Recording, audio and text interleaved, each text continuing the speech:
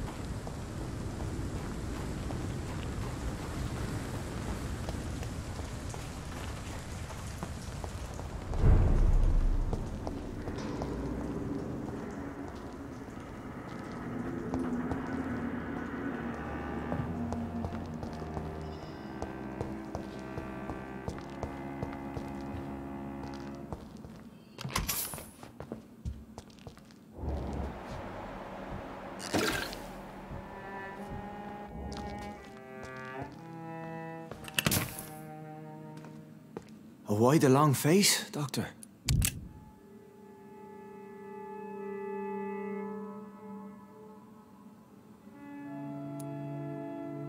It looks like we both have changed a lot. I must confess, it saddens me, Sean. Put your faith in the Lord, Doctor. He has a plan for all of us. We may not always see it, but he does. Since you left Pembroke, the amount of blood that has been shed, it's hard to believe you, Sean. Ask what you will. As the Lord is my shepherd, I will not speak a lie to you.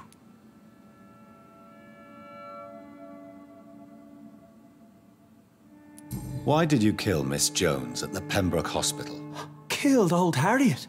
You must be mad, Doctor. Why would I do such a thing?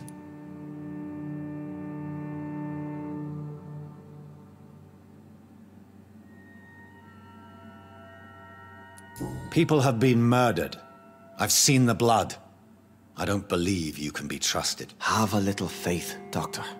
If you will follow, I will guide you to the light. How do you plan to do that? Take this key of the old sewers. The entrance is by the riverbank, south from here. There you'll find all the proof you need.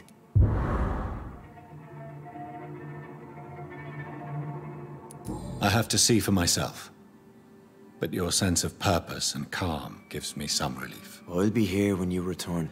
If you still think I'm a threat then, well, I'll surrender myself to your judgment.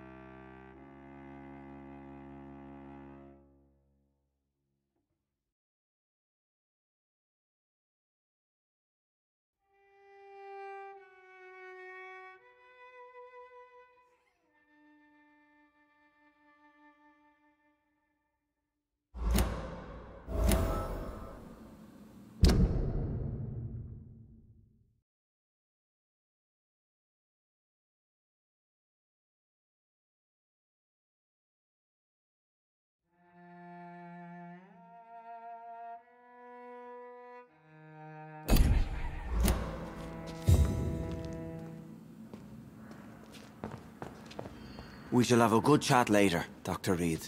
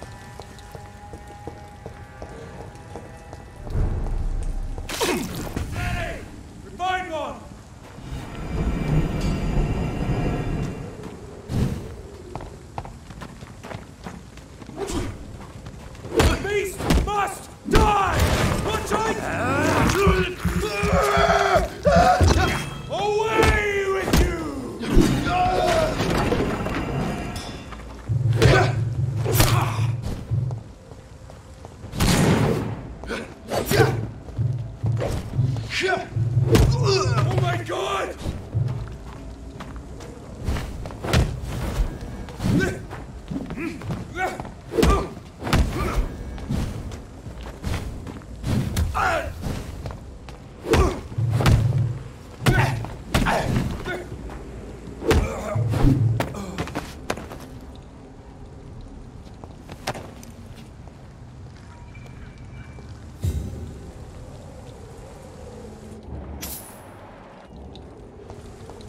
Not a good place for a stroll. Fine, I'll take it.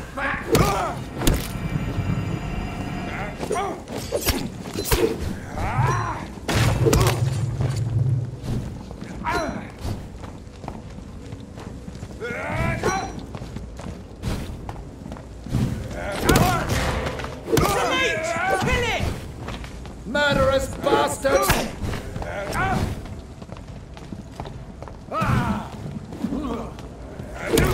The power of the Lord commands you!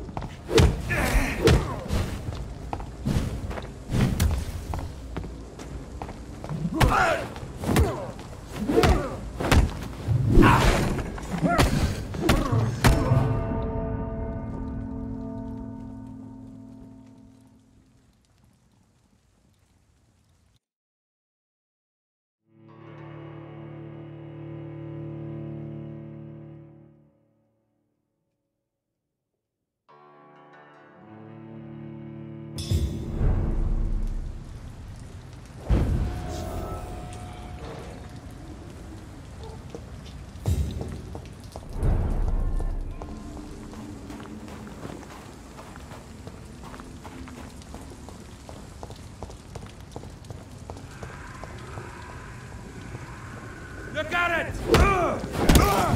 Over there! There's one of them!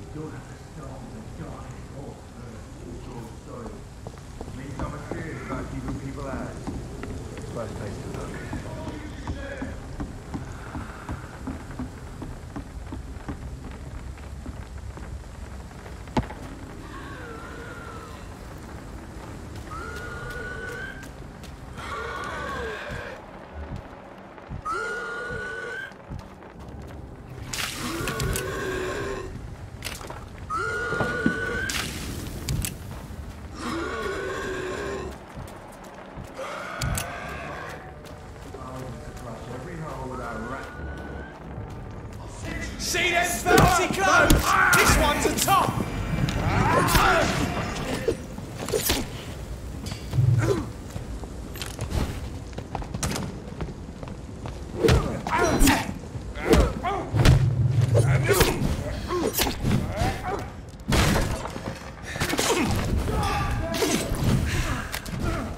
Lord, give us strength!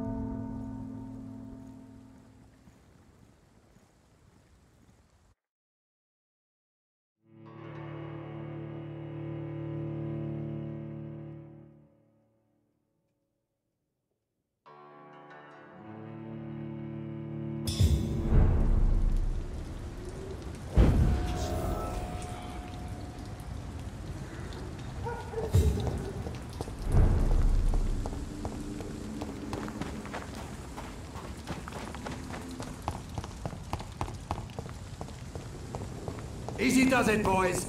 Over there!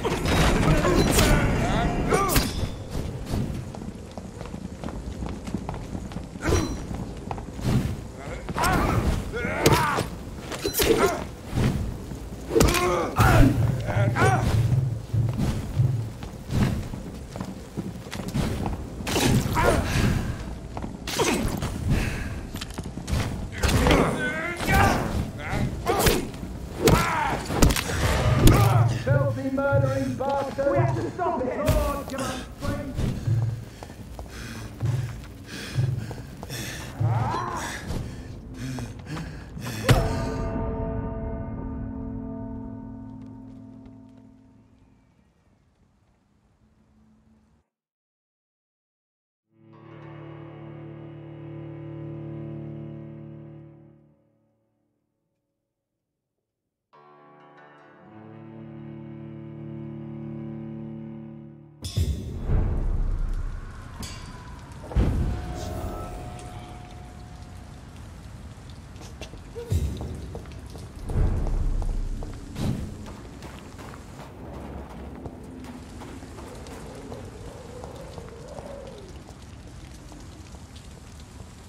This is no place for a gentleman. See how he goes? Looks like it.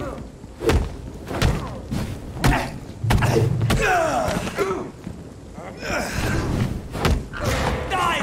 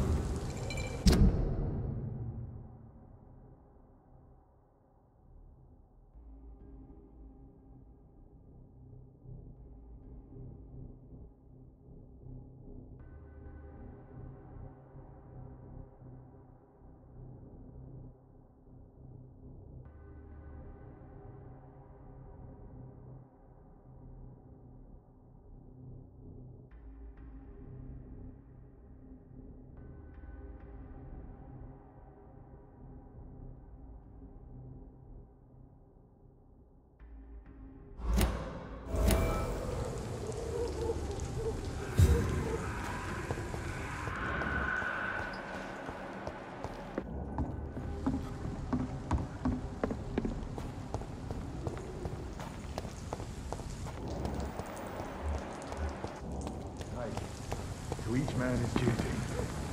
Ours is to flush every...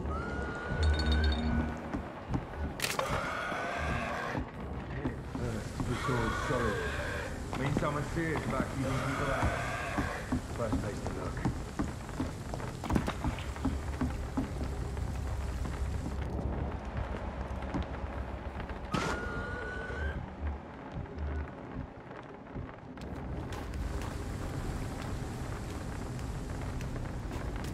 Get them weapons ready! Bang!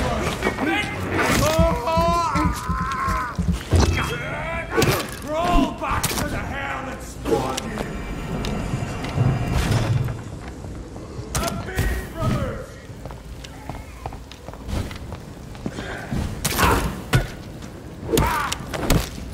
I shall fear no evil!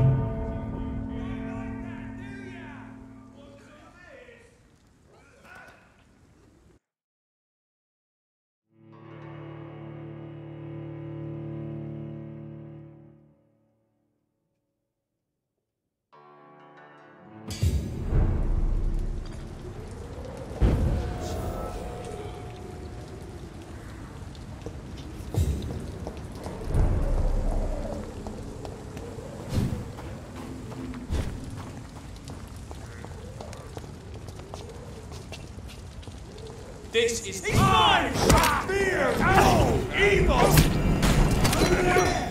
There's one of them vermin! Die, vermin! Oh my god!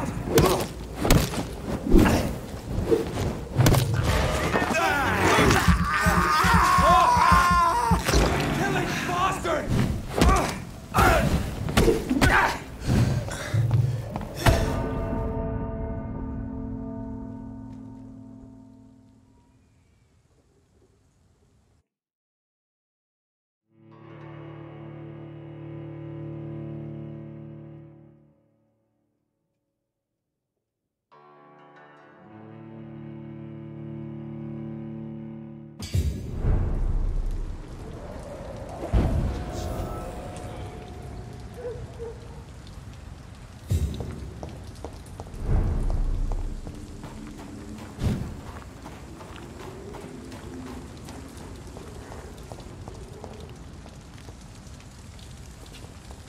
Not a good place for a stroll. Oi, you! Stop there! You get them weapons ready! We're going on! Move back! Bloody leech!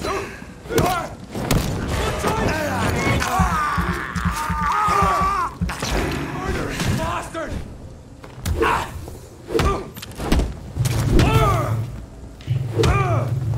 God walks with me!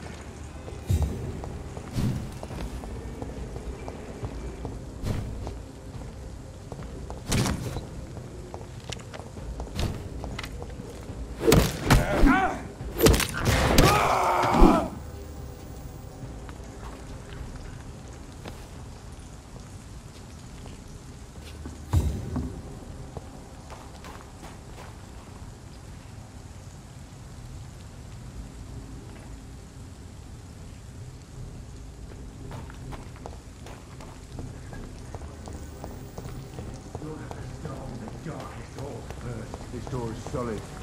Means someone's serious about keeping people out. First place to look.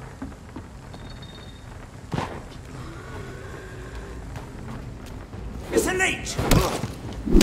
It's me, Beverly! Bloody leech! The beast must die. No rest for the wicked. Away with you!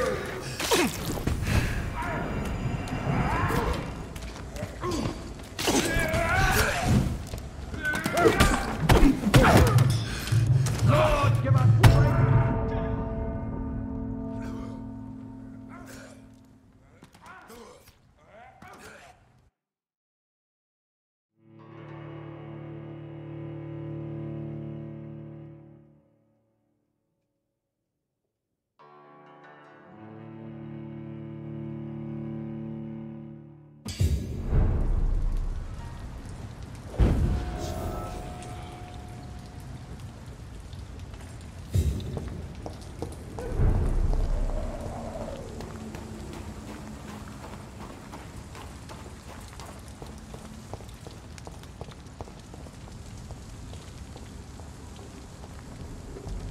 Die, vermin!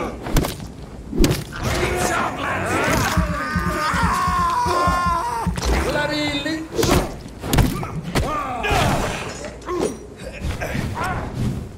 Have no fear, brother!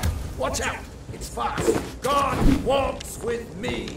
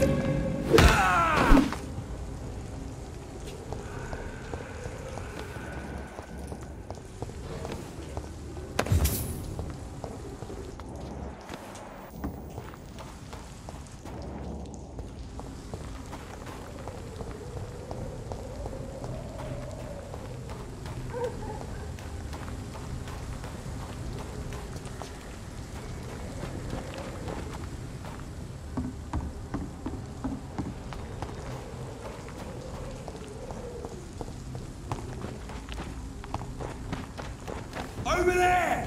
There's one of them!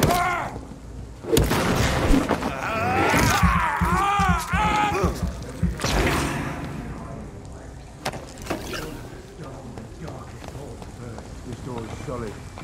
Means someone's serious about keeping people out. You filthy, bloody liar!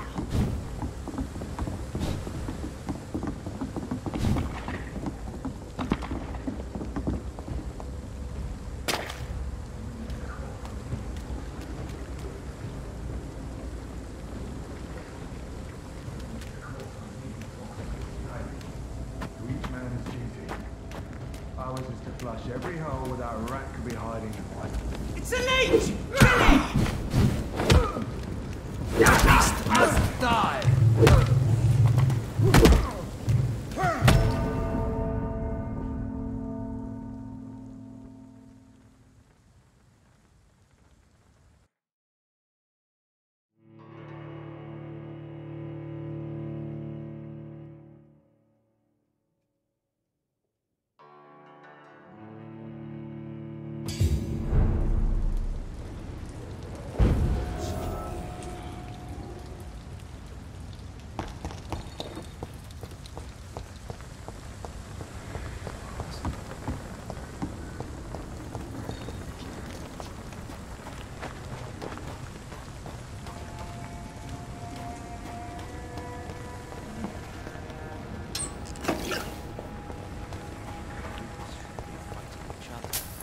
They've got bigger problems elsewhere.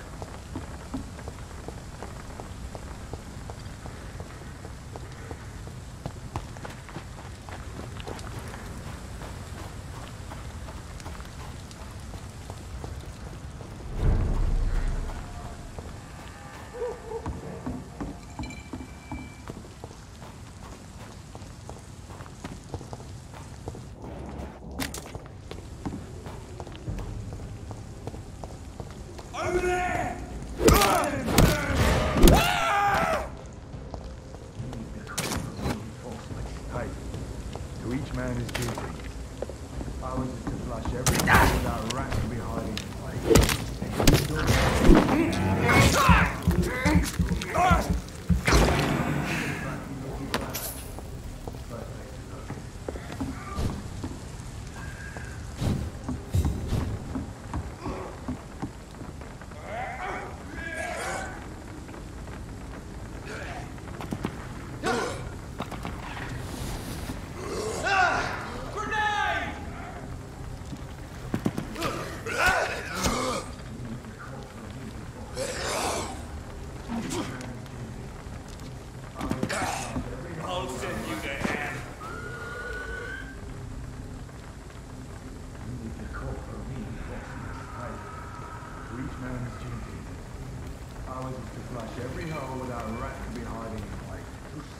Don't have to start with the darkest horse first. Kill it! Watch out! He's dead!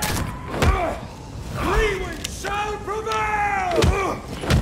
Right in line!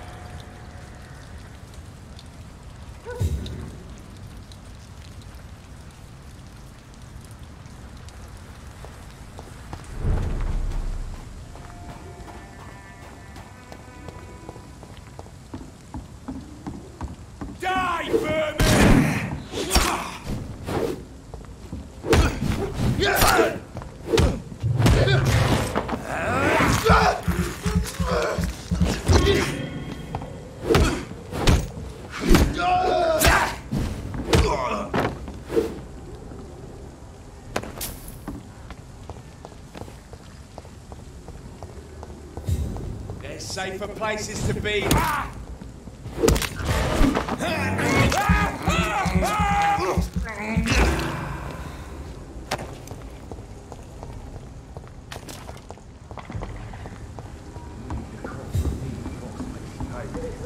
To each man his duty. Over there!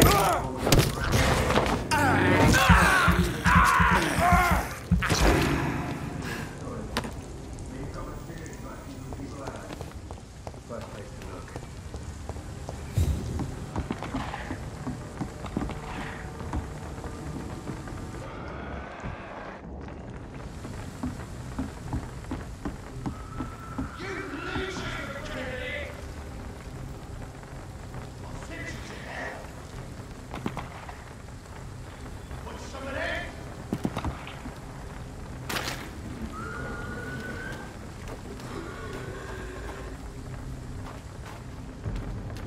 Look at it! Fish is bugger! It's on him! It's on him!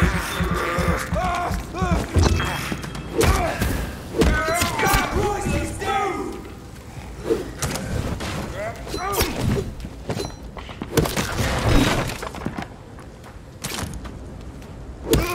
He's dead! Piece of shit! Want some of that?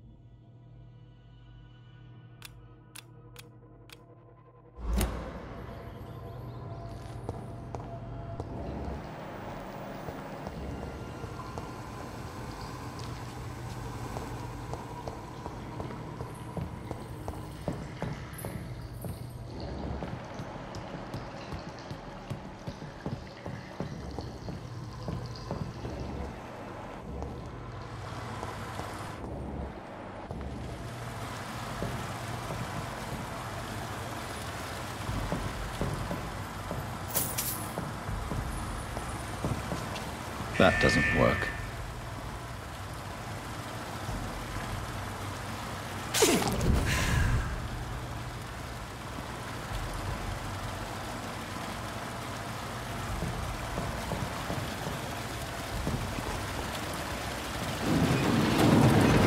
So that's it. These wheels control the water level.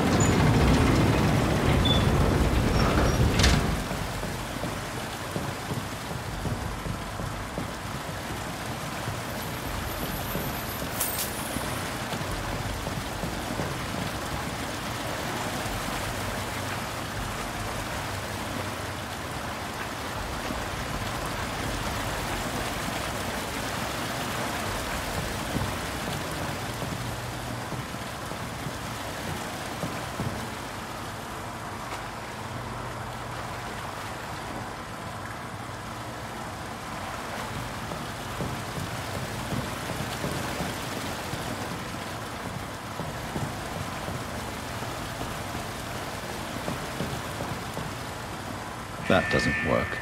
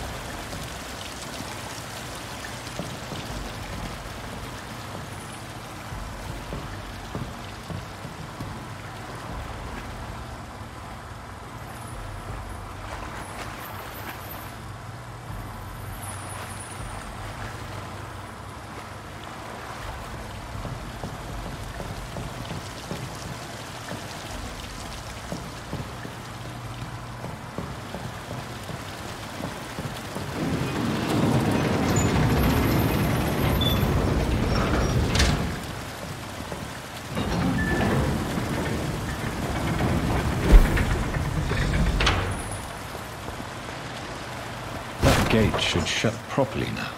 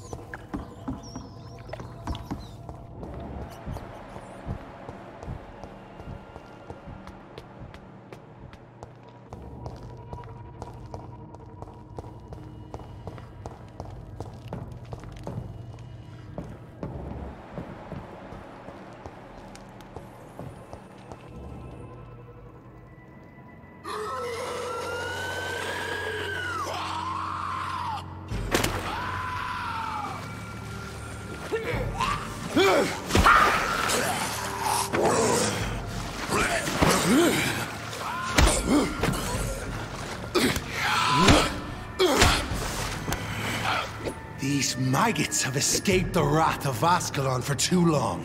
It is time to purge the sewers of their filth. You again! The one they call the sewer dog. Hold your tongue, newborn, or I'll crush you like a maggot. You've let the beast consume you. Finally! A touch of lucidity. You shall learn to respect the laws of Ascalon! My neck shall snap!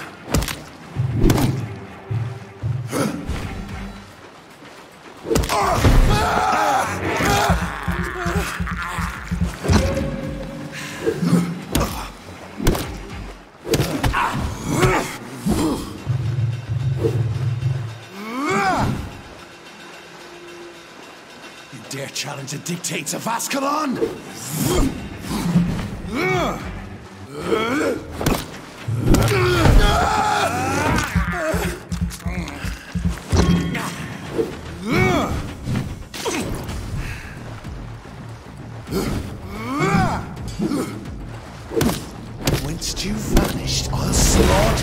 skulls while singing your name!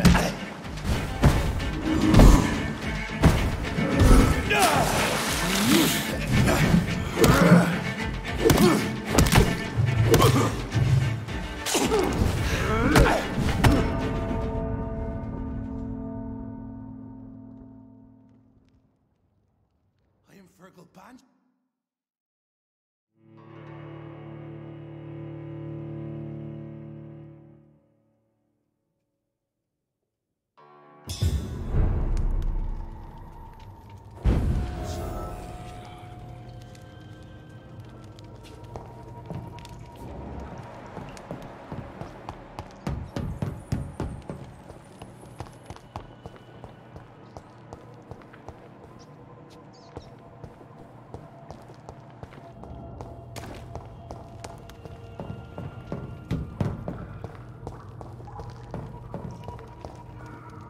You shall learn to respect the laws of Ascalon!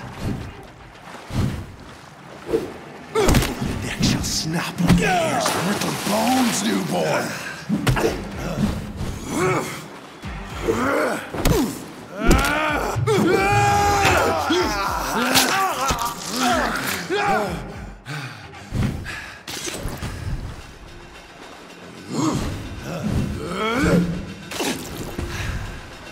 Dare challenge the dictates of Ascalon?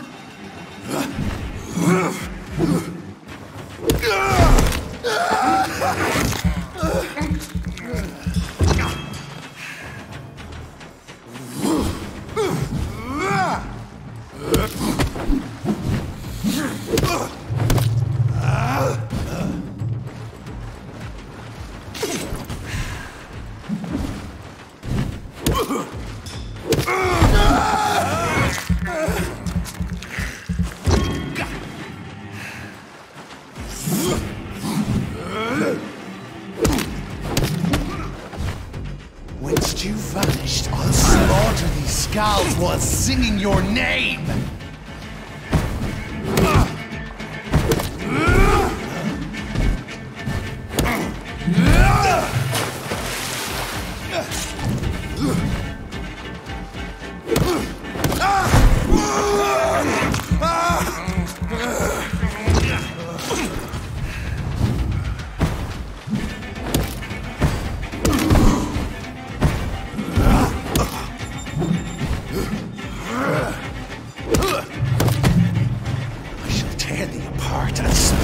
Blood to the pit, slow as a snail!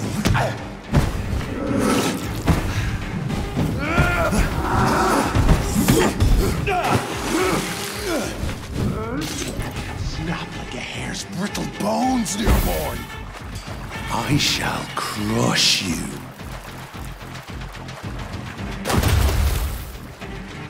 Your blood is now mine.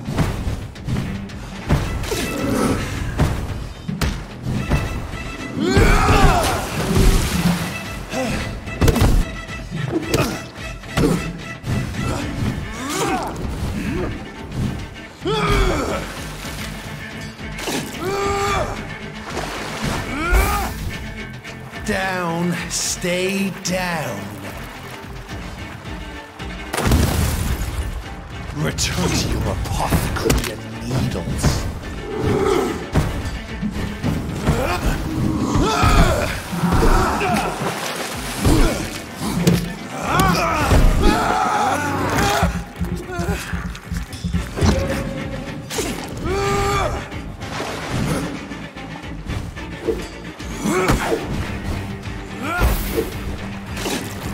I shall crush you. Return to your apothecary and needles.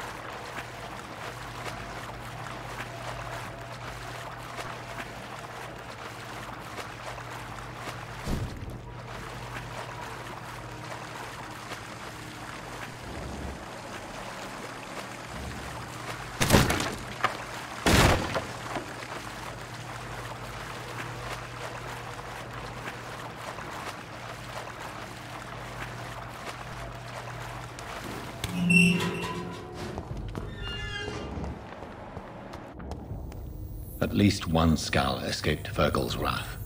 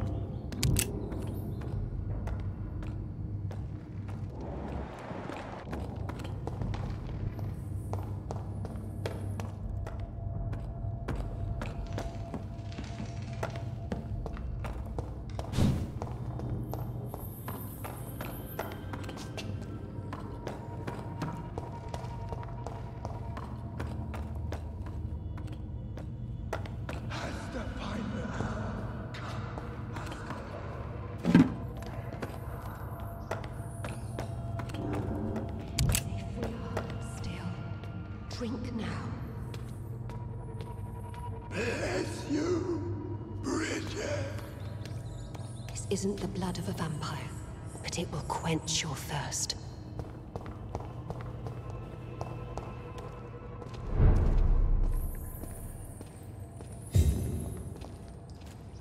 This is our domain, not yours. You've been warned. Wait, I saved you from this creature. That must count for something. Thank you. Now go. Go back to the streets and houses. There is no love lost between us, Vampire. But thank you.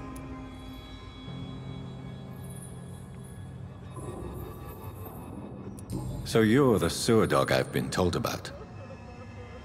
But who are you, really? If you must know, they call me Old Bridget.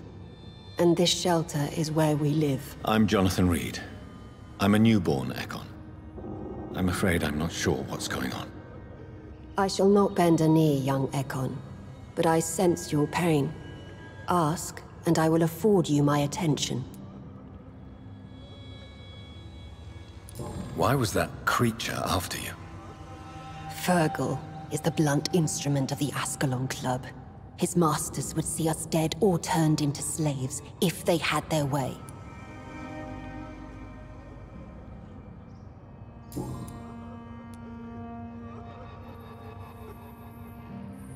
So was it you that Sean Hampton sent me to find? Perhaps. The sad saint was always kind to us. He must trust you if he revealed our location. Sean is a skull. All those I've encountered have been violent, crazed creatures. How can he be any different? Maybe because he is the sad saint. Or perhaps because I am Old Bridget of the Sewer Skulls. Sean killed a patient of mine. And that's just one of the murders he's being hunted for. If you refer to Harriet, she is now among us and under our protection. Harriet Jones is alive. That's it. That's the proof Sean wanted me to find. I must talk to her. No. Harriet is not alive. But you can speak to her. I must warn you. She is fragile and may not receive you warmly. I don't understand. She is filled with bile and hate. Her mind is sharp as a tack, but her body is so weak. I've never seen its like before. She is resting in a room on the far right of this hideout. Thank you. I will bear that in mind.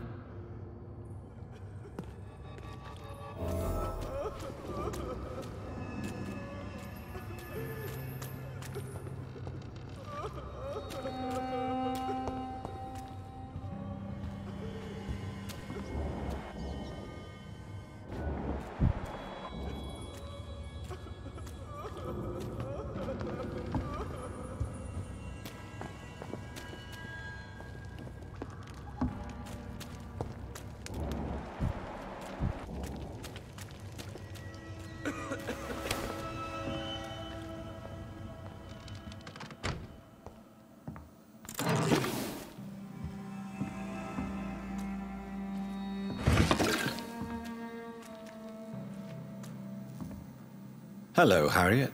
Do you recognize me? Yes, you were from the Pembroke Hospital. The young doctor.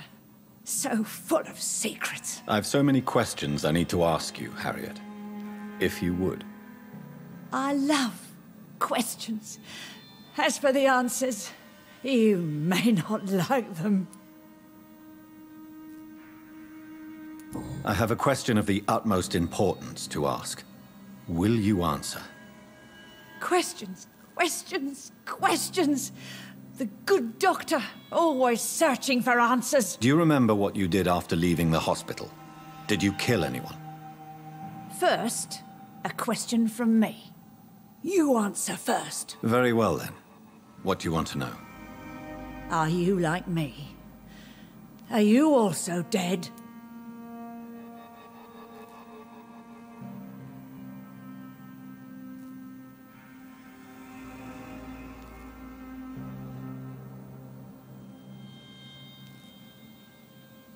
No, I'm not, Harriet. I've no taste for revenge, nor do I enjoy the suffering of others. I like what I am. I truly do.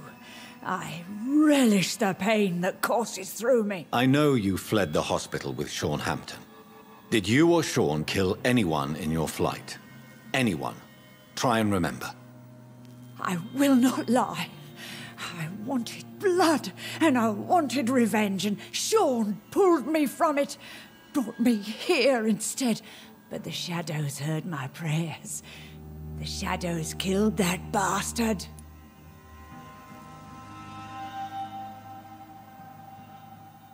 Shadows? Tell me what you saw. The shadows, they heard me and answered. Something in the deep darkness, quick, deadly. It asked me if I wanted revenge. I answered, yes. And these shadows, this presence, do you still hear it? Was it a vampire? Did Sean see it? It spoke only to me, and now it is silent, but it is born of hatred. And it will kill again. And it hates you, Doctor. Oh, it hates you. What makes you say that? It whispered your name, Dr. Reed. It wanted to know who you were and where you went. Questions about me? What did you say? Nothing, Doctor. I said nothing. There was nothing it didn't already know. Oh, I'm tired now. Let me rest. No more words. Please.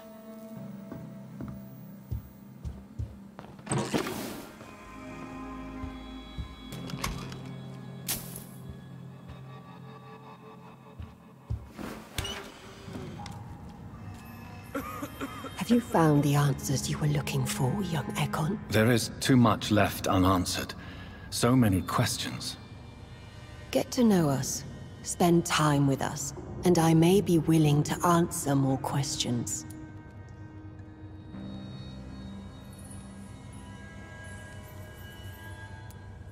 What manner of creature is Harriet? She is different from everyone else. I really don't know. I'm not even certain she's a skull. I've no idea as to what blood made her. What is a skull, in fact, in your honest opinion? A progeny of a vampire, disavowed by her maker. Perhaps a fruitless branch of a noble tree. A word used to enslave us. I cannot say. You mentioned that vampire blood has tremendous potency. You believe it to be stronger than your own? The vampire's sweet blood. That rich, dark wine that we crave. For it made us, and it can sustain us. I thank you for your time, madam. I must go back to Sean Hampton now. Your kindness has been ample payment, Ekon. To protect us, I'll close the access to our hideout, but you can use our shortcut to reach Mr. Hampton's shelter. Just follow the arrows. Why do you live here, amongst filth and vermin? Live. Here we hide. What are you hiding from? From the guilt, the shame, from the hunters and the light. And of course, our past. Why don't you leave the city? Hide somewhere far from the Guard of Priwen, the Ascalon Club. We are the Sewer Skulls. This is our domain. We have run as far as we can, and now we hide. Your diction, your words. You do not carry yourself like most Skulls I've encountered. True. I'm not like most Skulls. You were once someone else. What happened to you? It is as sad as it is long, young Ekon, but it will remain mine. Can I be of service to you? We ask but one thing. Reveal to no one our secrets. Do not betray us. For how long have you been in hiding here? Skulls have been hiding under London since vampires first entered the city. Where did you hide before the sewers? We claimed ancient tunnels, forgotten caverns, catacombs. We are skulls, groveling beneath the feet of our makers. Thank you, old Bridget. I hope we'll meet again.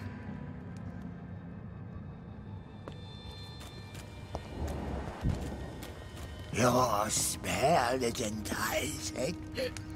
So sweet of blood.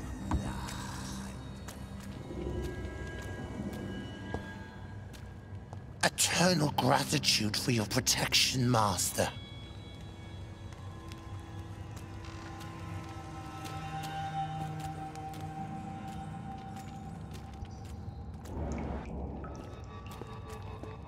Old Bridget says you are one to trust.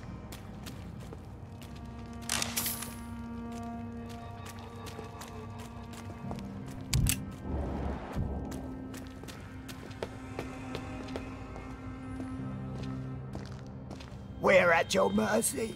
Will you end us? The vampire hunters will never find us here.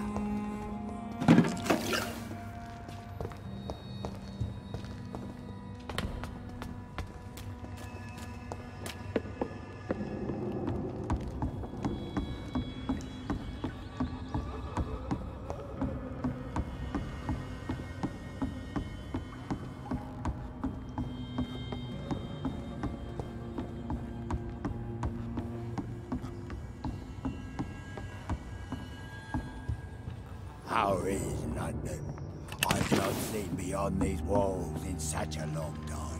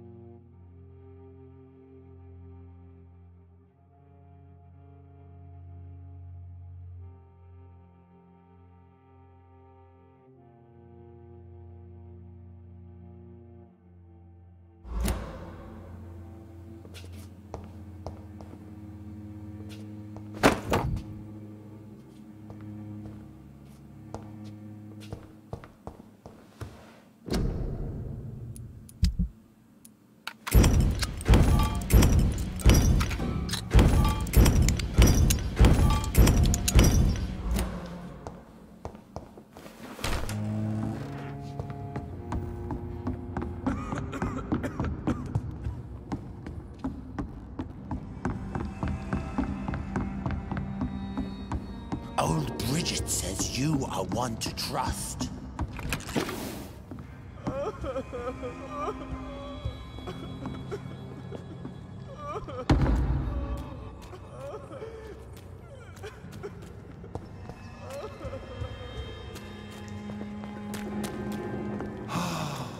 Ascalon has stalked us for ages upon ages.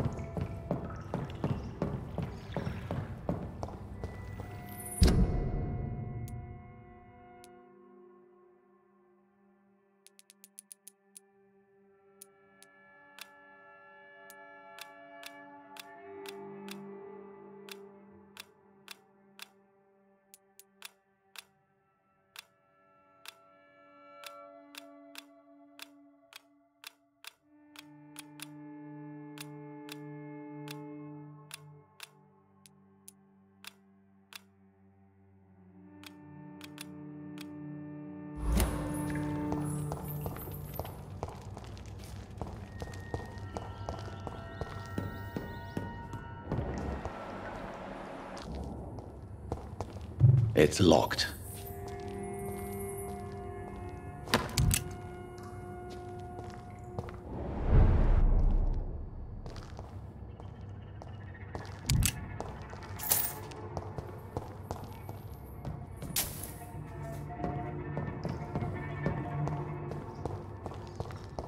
It's locked, all right.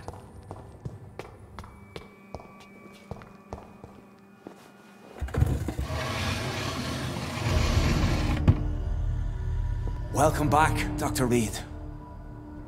Would you like to take communion with me now?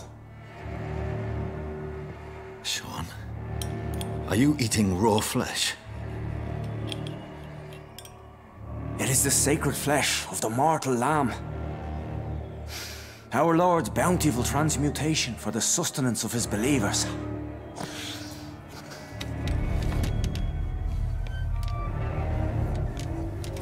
Thank you, Lord. I am your most humble servant.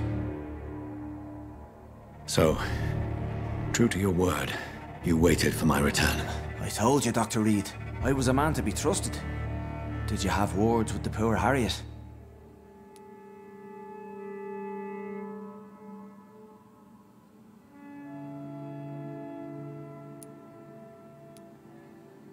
You make no distinction between the living and the Skulls, do you? We are God's children, Dr. Reed. One and all. And he's determined to save us.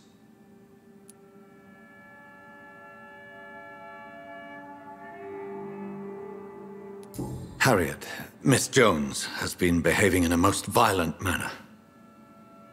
She's going to need special attention. That's precisely the reason I brought her here. To meet old Bridget. She's the guide Harriet requires. Harriet is possessed by her hatred. You cannot let her roam free. She's dangerous. She has joined her own kind, Doctor. Old Bridget is a saint to the younger Skulls, guiding them to salvation and peaceful existence. I believe I've learned all I need to know. I'm certain you've killed no one, but one day I believe you'll cross the line. Logic is a false prophet. Faith is the only path to salvation. What do you mean? We have been blessed with God's eternity. We are the instruments of His divine will. We shall feed the hungry forever and ever. Amen.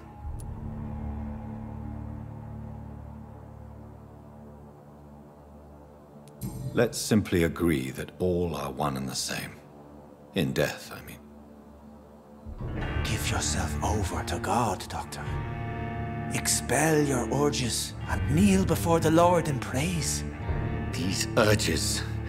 You know the hunger will never be satisfied.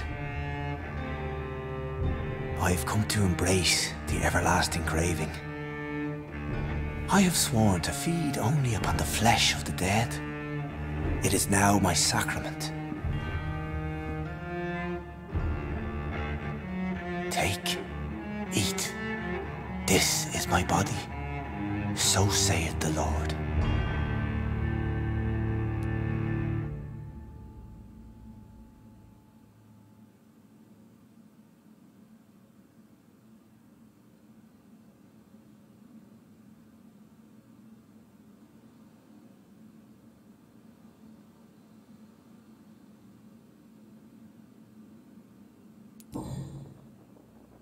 I really would like to believe your fairy tale. The good ghoul feeding upon the flesh of the dead. But I'm all out of innocence. Do you question my faith, Dr. Reed? Do you remember William? Oh, how his admiration for you was exceeded only by his hunger. May his soul rest in peace. A night will come, and you will suffer the same hunger. Someone who trusts you completely. A friend will die, never to wake. You confuse your voracious appetite with my itchy hunger. I would never kill a friend, nor an innocent. I believe you've discovered our defining difference. No! No! I didn't...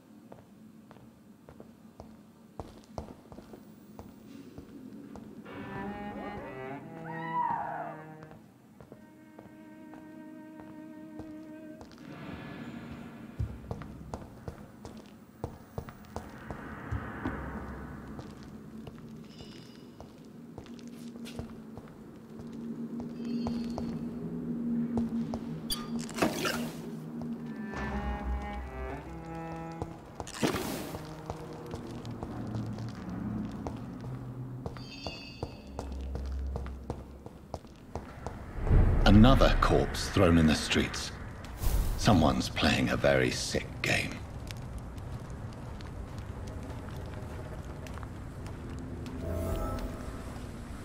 Good evening, Mr. Throgmorton. Dr. Reed, can I be of any assistance? Have you noticed anything suspicious lately? Did you see what happened to him? Actually, yes. He was thrown from the roof like a vulgar log. Who could have done that? Who? Well, a vampire, of course. Look, bite marks on the neck and lacerations here. There is definitely a vampire close by. Why is it that you sound so afraid? You didn't see it. He was dead before he hit the ground. The strength required to do such a thing, well, it beggars belief.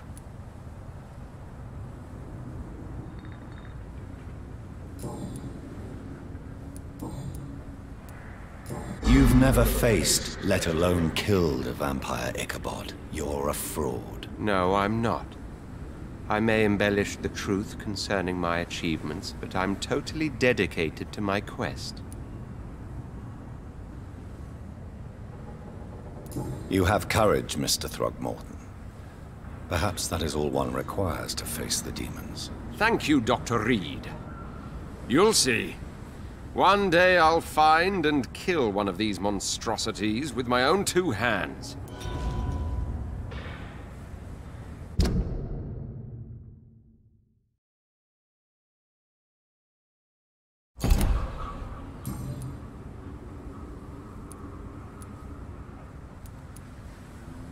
Goodbye, and good hunting, Mr. Throgmorton.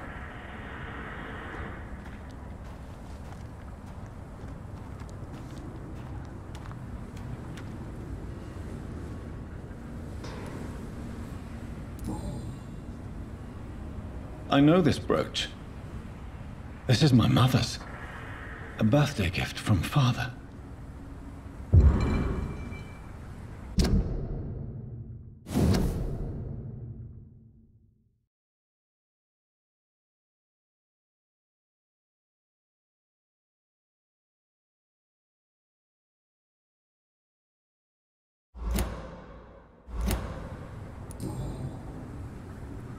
"29 Pretty Orchard Street. That's near Poplar's district. Why would this man carry off my mother's brooch? I must go there.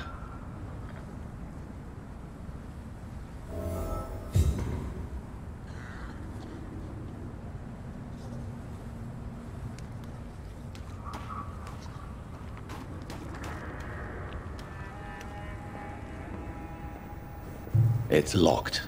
It's locked, all right.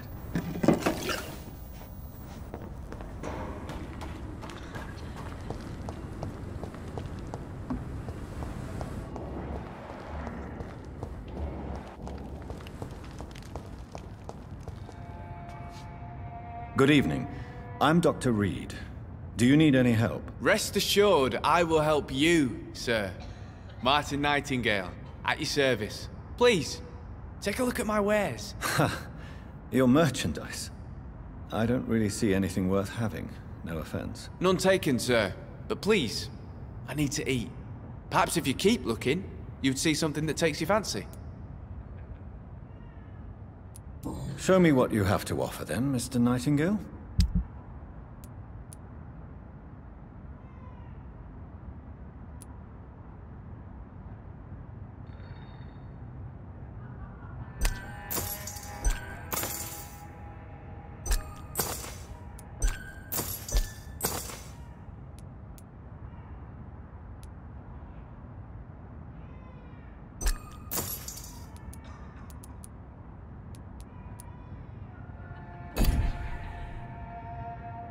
Good evening, young man. There's no need to call me that, Dr. Reed.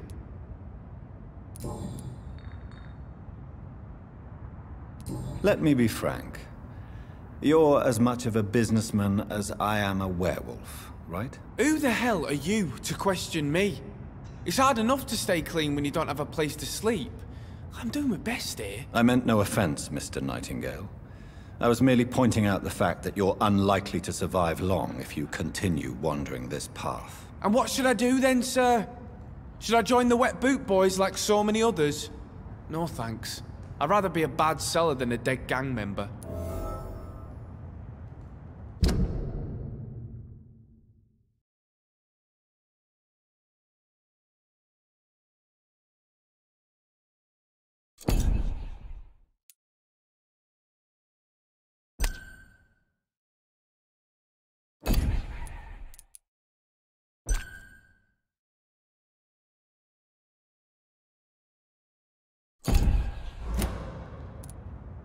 What can you tell me about the neighborhood?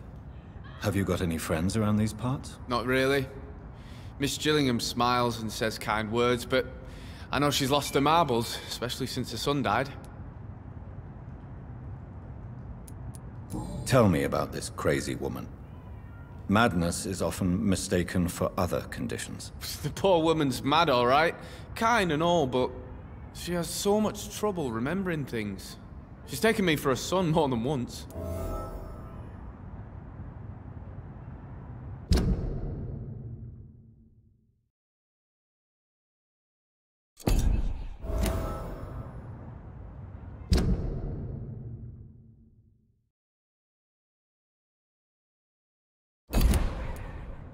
How interesting. I don't suppose you know what happened to her son. Jack! Rumour has it he tried to tackle some gang lads. I didn't know him well, but I heard he was a nice enough chap. His old ma still thinks he's around.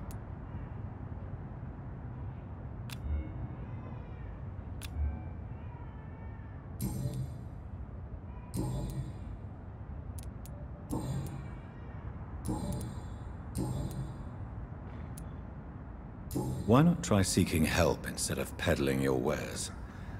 I'm sure there are people around here that would gladly help. There's always the night asylum. I heard it's run by a very nice man, but I'm no beggar. Not yet, at least. There is no shame in asking for help, my boy. Sometimes it can even be the best course of action. I don't feel okay with that. I'm gonna make a name for myself, and I'll do it by myself.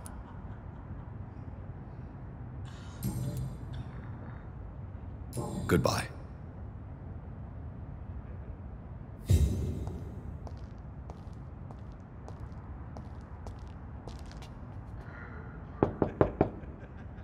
Good evening, miss. I'm Dr. Jonathan Reed. May I come in? I already took my medication, Doctor. But thank you. I'm sorry. Your medication?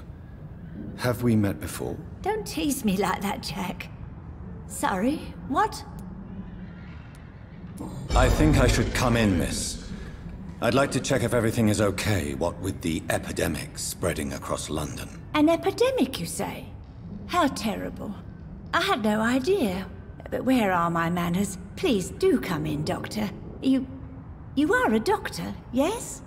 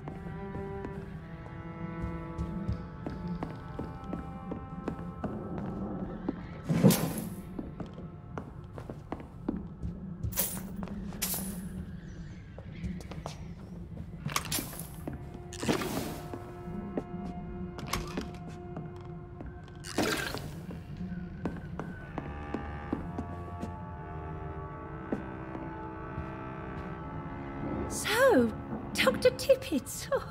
What brings you back here? I heard whispers you had a job at that fancy hospital. I told you my name is Jonathan Reed. Don't you remember? Of course I do. I remember my name too. Gillingham. But you may call me Enid, Doctor. I'm very happy to see you again.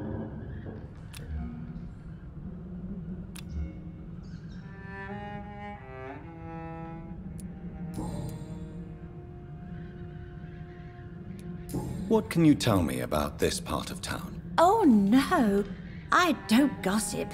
That would be most unbecoming of a lady such as myself.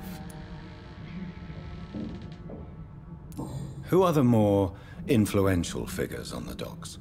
Well, I heard about some terrible illness going around. I would say in that case that it's you, Dr. Tippets. Is anyone taking care of you, Miss Gillingham? My son is always here to take care of me. He's a good boy like that, but I do worry that he needs to start living his own life. I would never say that to him, of course.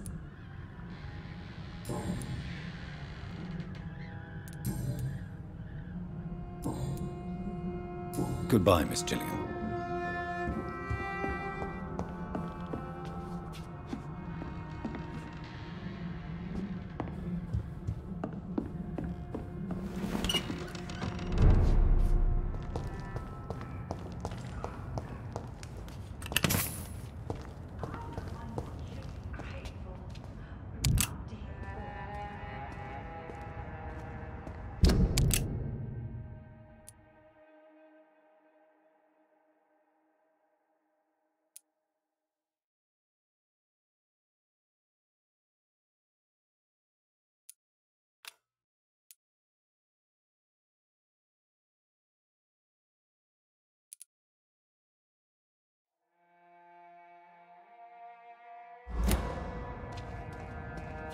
I know I've got something that'll strike your fancy. If not, I'll find you something.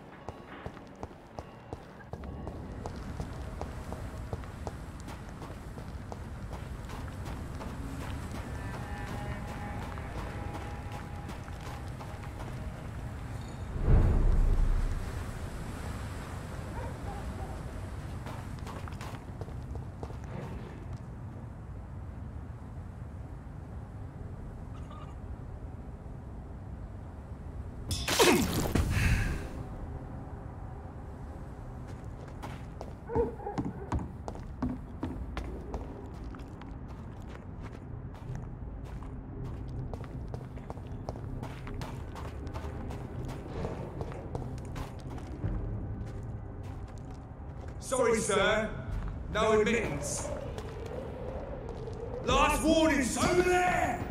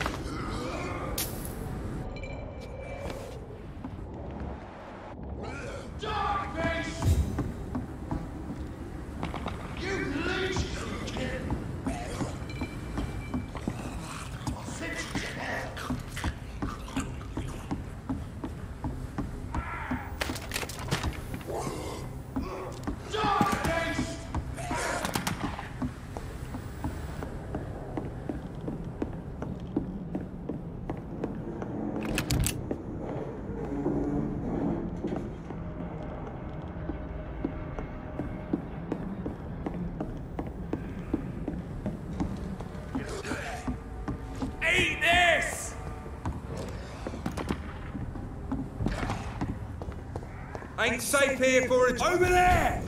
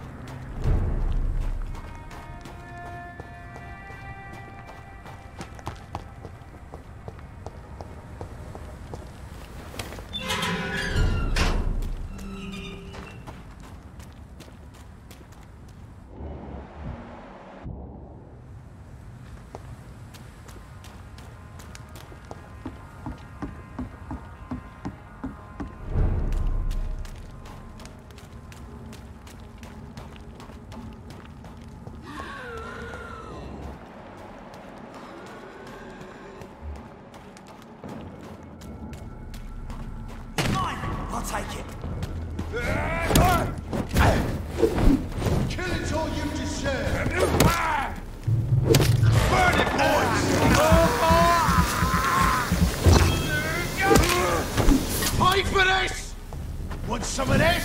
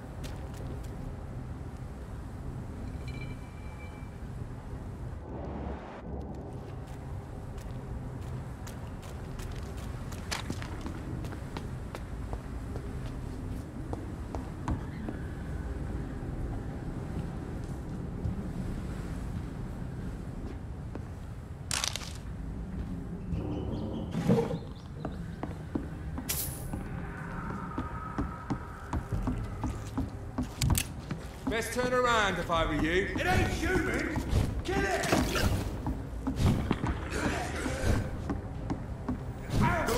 All of you bloody leeches need killing.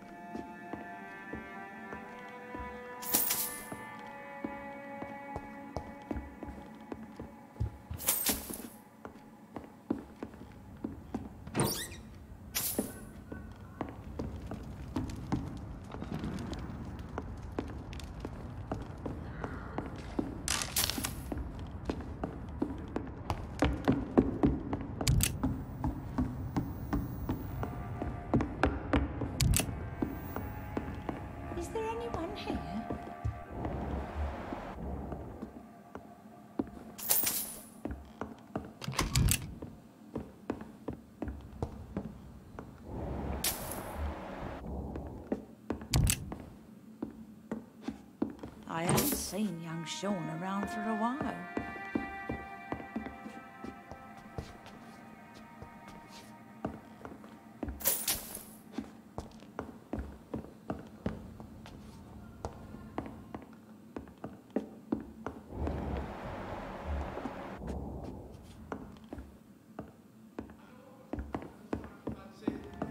If not, I'll find you something.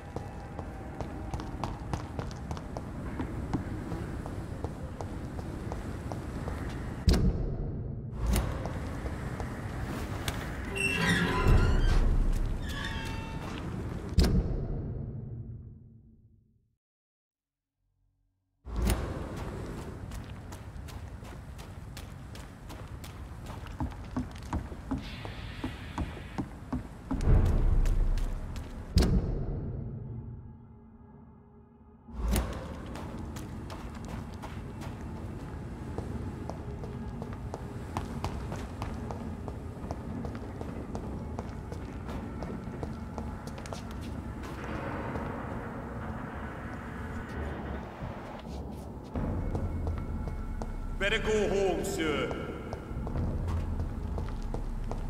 I cannot enter.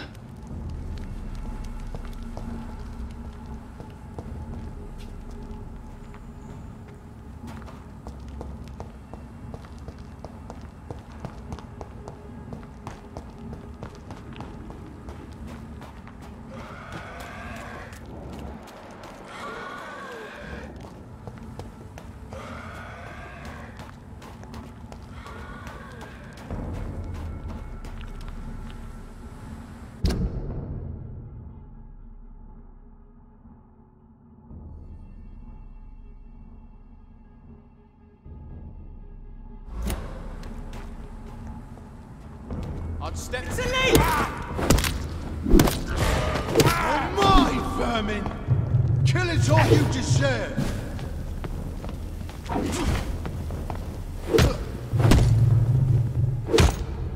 Yeah! I hate leeches!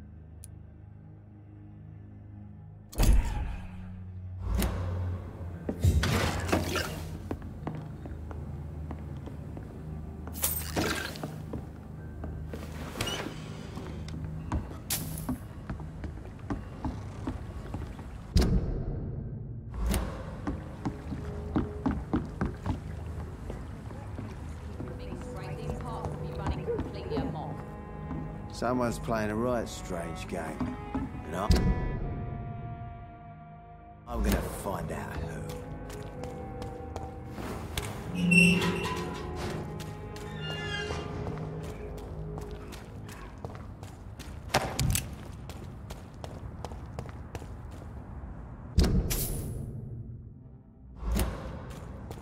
Please. Over there! There's one! See them fancy clothes? This one's a top! No! Steady, boys! Whatever here! He's done for!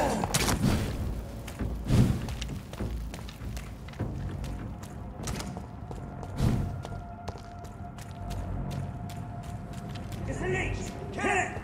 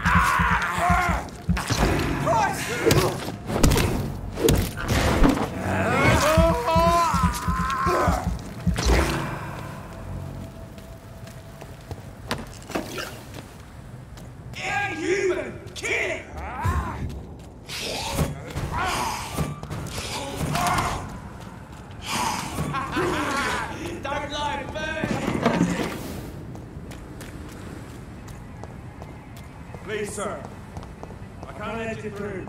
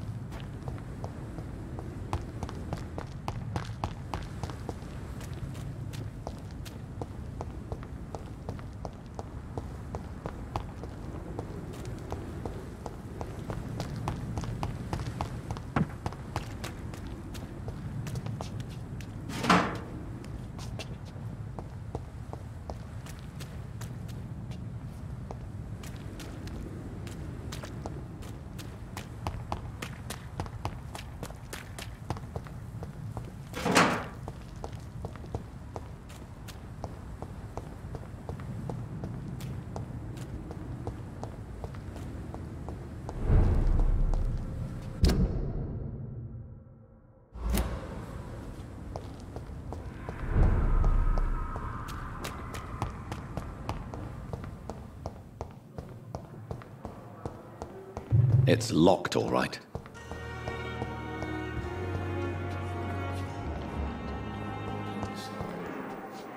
Good evening, Nurse Hawkins. Good evening, Dr. Reed. What steps are you prepared to take to feel more useful? I don't know yet. My sister believes that the real fight is in the streets nowadays. Maybe she's right. Maybe this is what I must do.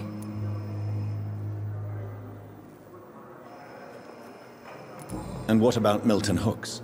Does he share your point of view? For Milton, any change means more comfort and more peace. I disagree. If you feel that saving lives is not useful enough, perhaps it means that you've lost faith. On the contrary, my faith has never been stronger. Maybe we are all just too proud to face up to the fact that science cannot compete with God. Goodbye, Nurse Hawkins.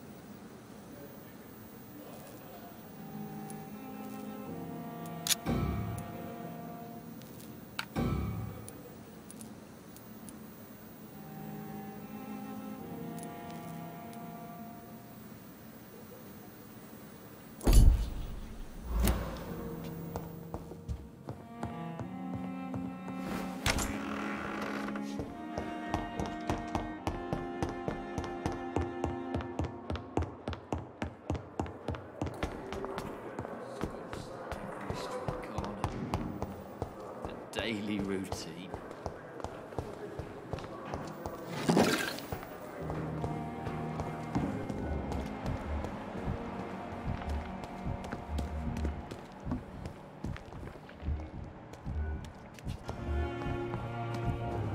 The Pembroke is so lucky. Good evening, Milton. Good evening, Doctor. Still trying to save lives?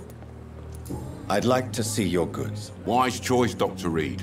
A reliable gun is what everybody needs these days.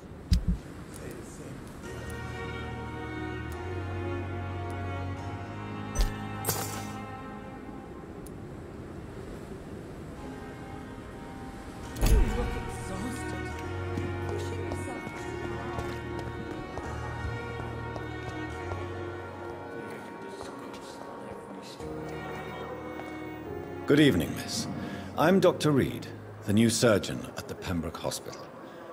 And who are you? Your name has no meaning to me, mortal.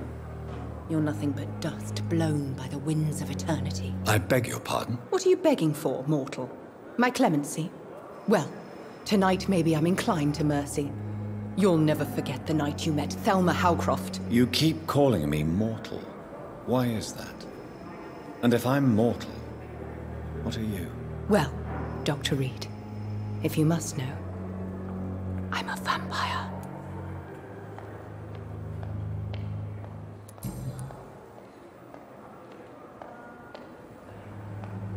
And why do you believe you're a vampire? I don't need to believe anything.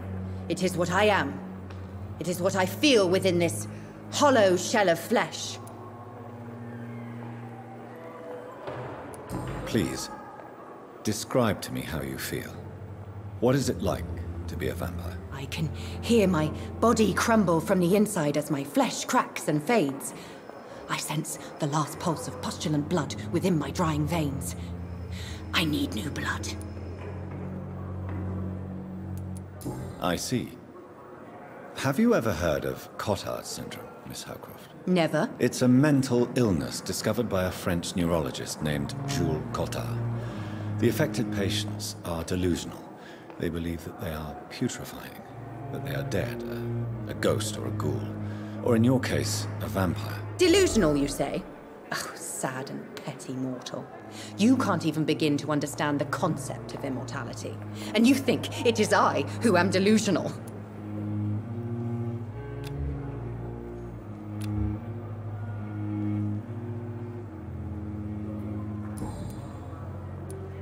I'm assuming you must be a patient here. Am I right, Miss Howcroft? It's only a cover. To hide from my enemies. I can leave whenever I want. As a woman, a spirit, fog, or bat. Who are these enemies you mentioned? Can you describe them? I cannot say for sure. But I sense their eyes on me from nearby.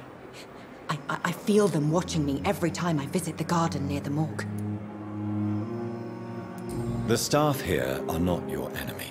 They're here to help you, to care for you. I'm not speaking of the doctors in white. I'm speaking of the men and women who hunt me. For I am a vampire! I see. Don't worry. These people will not find you here. I'll personally make sure they leave you alone. Thank you, mortal. But do not interfere with them, for you are no match for those that hunt me.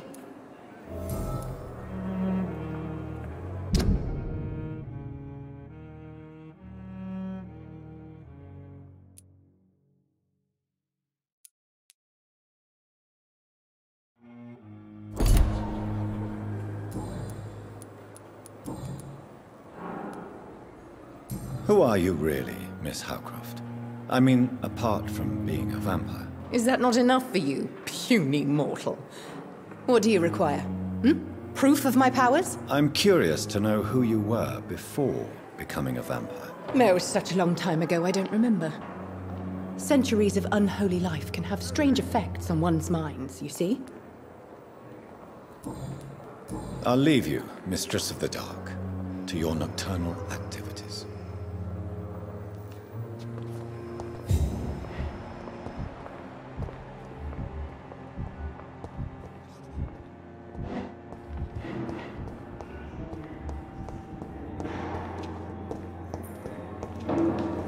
Thelma Howcroft said she was being watched by vampire hunters.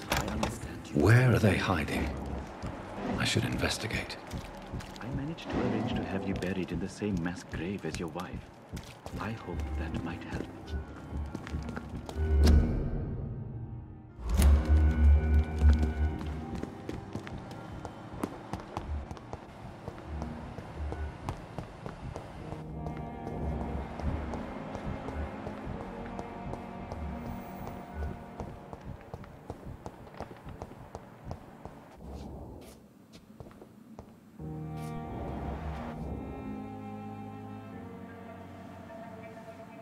You don't mind if I search your pockets, do you, sir? You won't need any of these anyway. I'm not stealing from you, mister. I'm only redistributing your belongings to people who need them more than you. You see, no one has claimed your body, sir, so it would be such a shame to bury you with your valuables. I will not forget you, sir. and I thank you for your generous donation.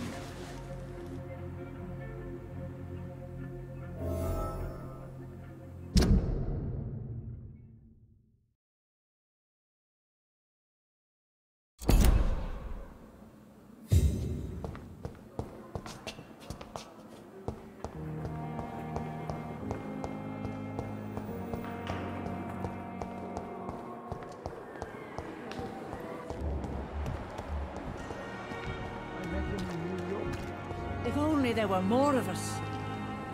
Good evening, Dr. Tibbets. Dr. Reed, any good news to share?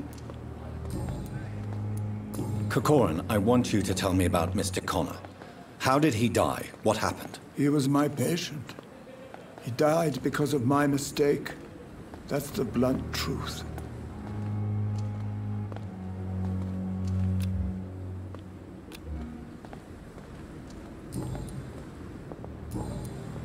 Goodbye, Dr. Tibbets.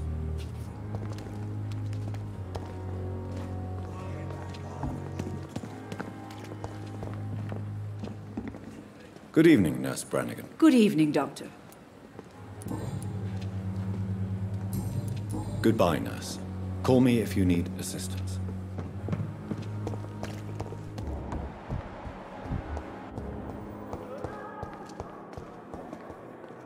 Good evening, sir. I'm Dr. Reed. I believe we're going to be colleagues. Reed? Yes, I've been informed about your arrival. I'm Waverly Ackroyd. Welcome aboard, I suppose. Does my arrival inconvenience you in some way, Dr. Ackroyd? Let us just say that I don't particularly share Dr. Swansea's enthusiasm for hiring you. What we need here are reliable professionals, not overrated dabblers. If you have a problem with me, Dr. Ackroyd, please feel free to tell me. Dr. Swansea has imposed your presence on this hospital without asking anyone's advice. The benefit of his position. But I don't agree with it. I know we've never met before, but I believe this hospital could use all the help it can get. You will agree with that, I'm sure. Oh, but I have heard about you, Dr. Reed. Of course, you can't say the same about me, since I have not wasted my time courting the press.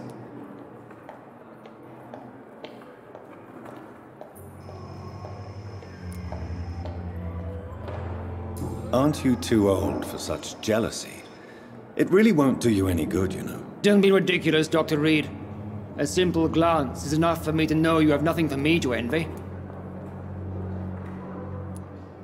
Since your tenure in this hospital is longer than mine, perhaps you can tell me more about this place. Let's just say I'm tired of the carelessness around me. I have always respected the skills of Dr. Swansea, but over time his enthusiasm has become displaced. Carelessness? Exactly what are you talking about? We're here to save lives. The people who trust us are not volunteering for experimentation. They're here to be healed. I don't intend to run any radical experiments, Doctor.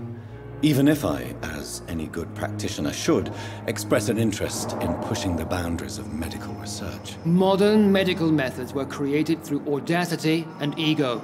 But there are rules in our line of work, and they're here to protect our patients.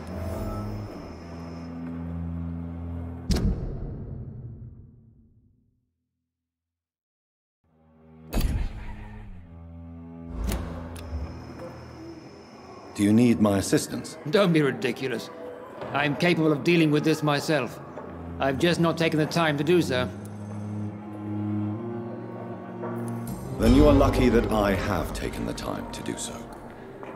Consider it a gesture of solidarity between professionals. I wish this hospital could have received as much attention from you, Dr. Reed. We do not see you in surgery very often.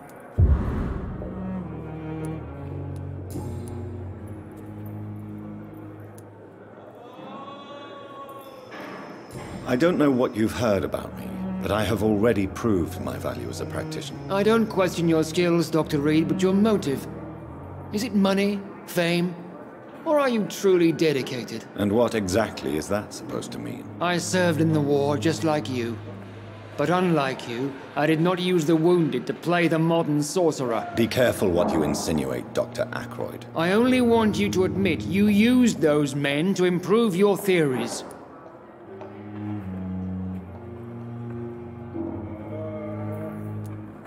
This is ridiculous. My blood transfusion technique saved many lives, and you know it. You see? That is exactly what I hate about people like you. You avoid this kind of accusation instead of facing reality. It seems you have bad memories of your military service. I refuse to see this industrial slaughter as scientific progress. War only reveals the worst in men. We can at least agree on something, Dr. Ackroyd. Thank you for your time. We'll talk later.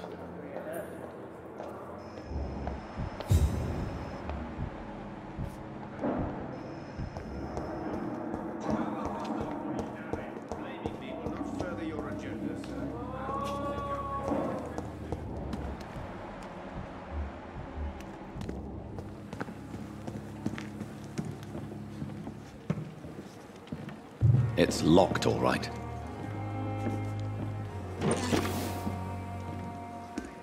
Good evening. I'm Dr. Reed. Always a pleasure to meet a colleague, sir. Especially when he was supposedly dead. A colleague? Are you a doctor too? Not anymore, sir. I used to be Dr. Rakesh Chadana. Now, I'm just Mr. Chadana, pawnbroker and humble guardian of this morgue. What do you mean, you used to be a doctor? Was your license revoked? No, sir. It is just that I like to be precise. I run a little pawn shop while taking care of the dead. But I used to be a real doctor. Please show me what you have to sell. Of course. It's just trinkets and curios, really. But I'm sure they can be useful.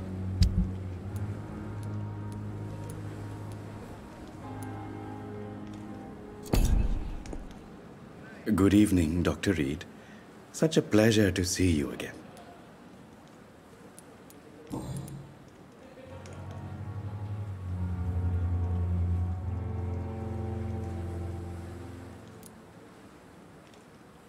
Are you afraid or uneasy being surrounded by so many corpses? Why should I? These bodies are empty vessels. Flesh left to decay. Poof! No soul anymore. All gone.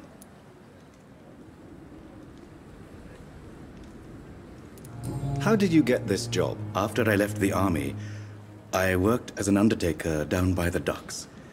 A dangerous place with many an unpleasant business there. Milton Hooks helped me get a job here.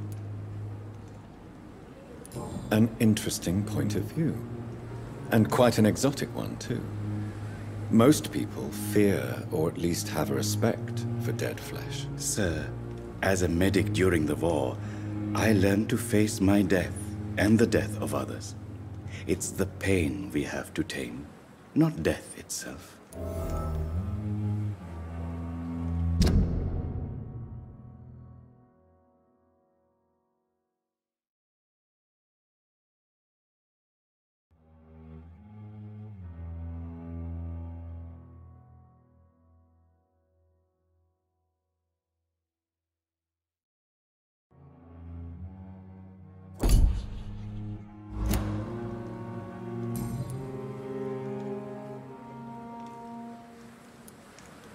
Do you work here alone? Yes, very easy work, sir. All I have to do is watch a few bodies. The situation was very different when the main morgue was still open. Why do you have to watch these bodies? Because these poor fellows have no names. We keep them in case someone comes looking for the missing. Sadly, very rarely happens. Why close the hospital's main morgue? It was for sanitary reasons after the beginning of the epidemic. Cadavers had to be moved to the nearest mass grave. Have we met before? I don't think so, sir. Why? When we first talked, you said you were glad to meet me since I was reported dead. A funny story, sir. Your sister came here a few nights ago. You were missing, and she was looking for your body. She must be very relieved now. Tell me the truth about your appointment as a medic during the war, Rakesh. The regiment administration appointed me by mistake. I had to learn the job on the spot, sir. Very hard, sir, but I rose to the challenge.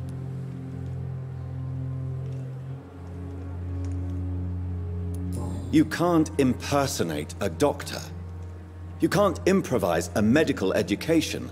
People could die at your hands. You're absolutely right, sir. But as a field surgeon, it was more like being a butcher. Do you believe you have really helped these people? My ratings were within the averages of the regiment. I saved lives, Dr. Reed. Does that not say enough about triage and war surgery? Do you realize how many soldiers died because of that decision? You should have refused. Yes, sir. I swear I did, sir. But no one listened. When the first wounded arrived, I had to do what I could. It is an unbelievable story, Mr. Chidana. It was a time beyond belief, Dr. Reed. But I'm happy not to deal with the wounded.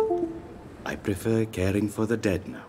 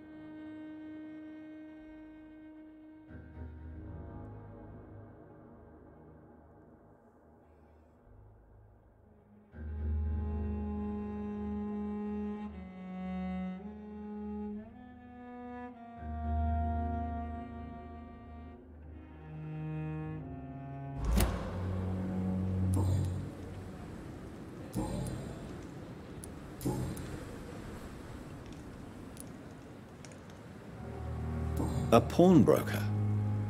I expect you get all types of people here. Yes, sir. All kind of people. For I sell all kind of goods.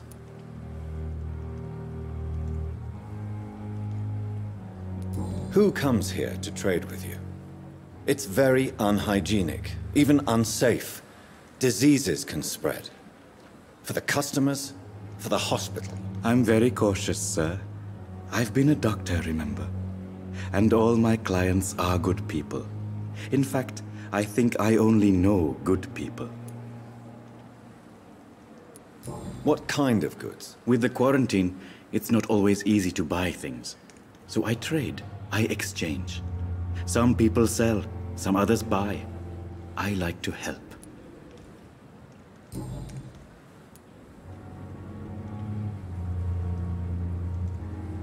Since you're not afraid of dying, do you believe in life after death, Rakesh? No. I believe we must do all the good we can while alive. For our time is short, and the obstacles are endless. Do you think you would enjoy immortality as a concept? I don't think so. Don't mistake me. I love life, and I'd like to live a long life. But everything has to decay, sir. Even goodwill.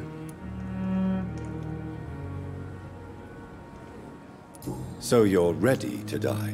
No, I am not. I don't fear death, for I won't see it. What troubles me is the pain my death will inflict to those I know. You're a wise man, Mr. Chidana. No, Dr. Reed. I am a foolish man. But I like to think otherwise.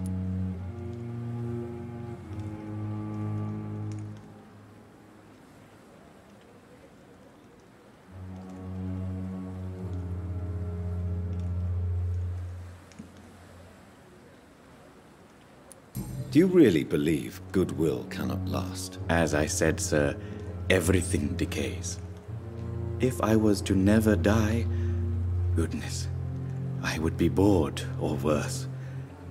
And I like to be helpful, sir. Quite depressing, wouldn't you say? Yes, but the good news is, we'll all die before losing our humanity, sir. How dare you steal from the dead, Rakesh? Is that what your pawnbrokers is really about? These people are dead, sir. What they possessed could be useful for the living. And I'm sure they would agree if they could speak.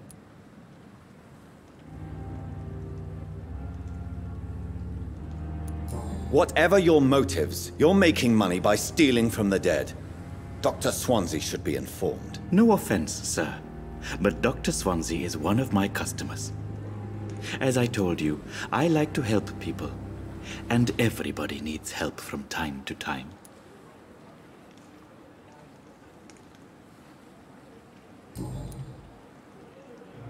Goodbye, Mr. Chidana.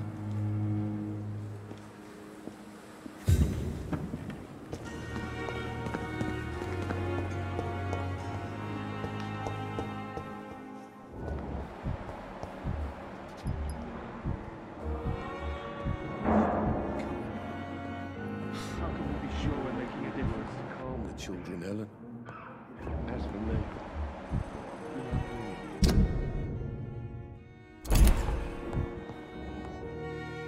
Good evening, Doctor.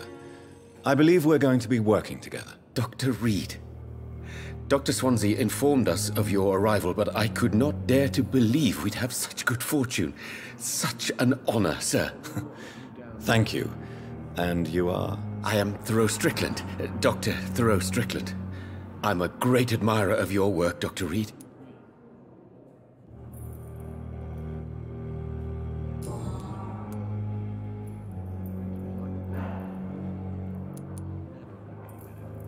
What can you tell me about the Pembroke? Well, it has always been an honor to work with Dr. Swansea. But with your arrival, I can't think of a better opportunity to learn about blood transfusion.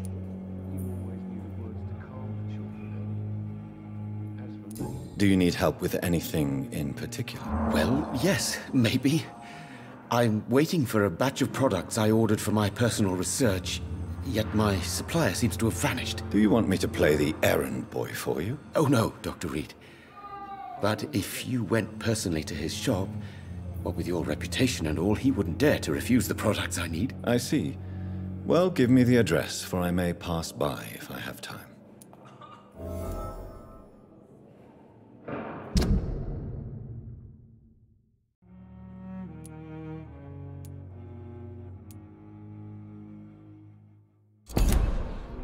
You seem quite optimistic.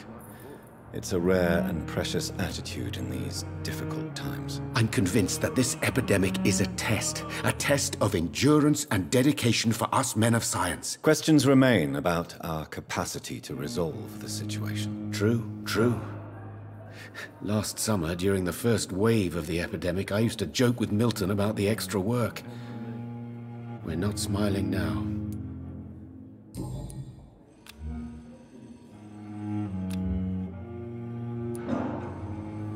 Please, could you tell me something about yourself? I'm a great admirer of your work concerning blood transfusion, Dr. Reed. I run my own experiments. I'm convinced it's the future. I based my technique on my mentor's research. He helped me perfect my method. What is yours? I'd rather not talk about it. For now, it's just theories and first approach. My process is purely experimental. And unsuccessful. As long as you're cautious and methodical, you may remain empty-handed, but you won't fail. You're not the first one to warn me. But I am convinced knowledge is the main weapon against the ravages of this epidemic.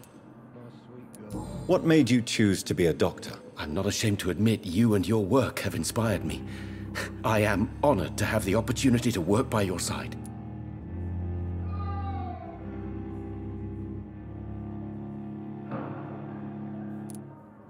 It's always a pleasure to share scientific and medical knowledge with someone eager to learn.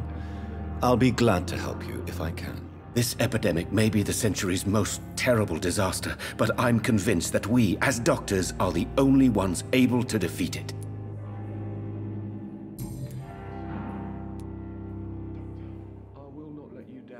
What do you think of Dr. Ackroyd's aversion to modern medical methods? It's a shame he's so narrow-minded. Dr. Swansea taught me that science is about exploring uncharted territory. I'm convinced that's true. With the influenza and all that's going on, you should put your differences aside, don't you think? Why is it so difficult to work together? I believe that if Dr. Ackroyd had been the one to discover the transfusion process, he would be the first to recommend its use. So you believe it's just a question of jealousy and pride? Dr. Ackroyd is as proud as he is blinded by his obsolete concept of medical science.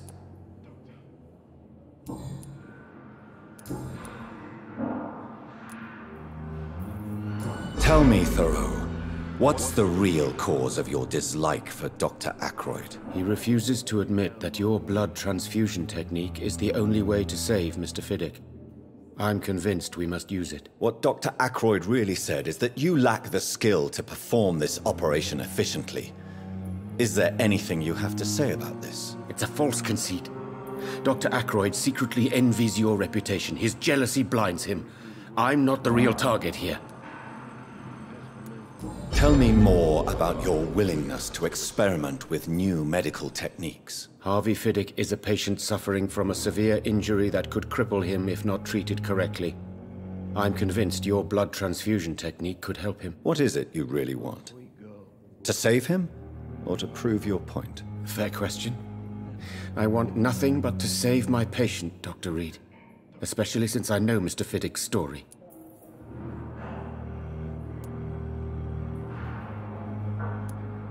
Tell me Mr. Fiddick's story. Our first diagnosis was compromised because Mr. Fiddick lied to us about the real origin of his injury. He first claimed it was an accident. But why would he hide such crucial information from us? Because he is a proud father, ashamed of putting his children at risk because of his own negligence.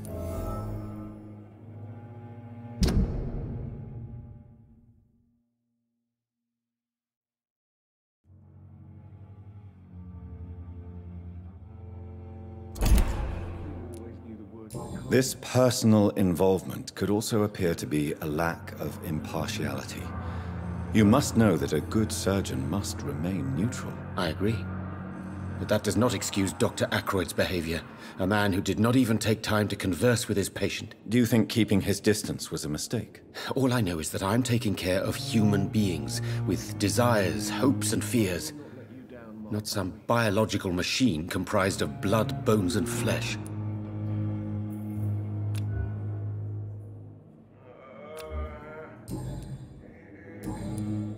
Goodbye, Dr. Strickland.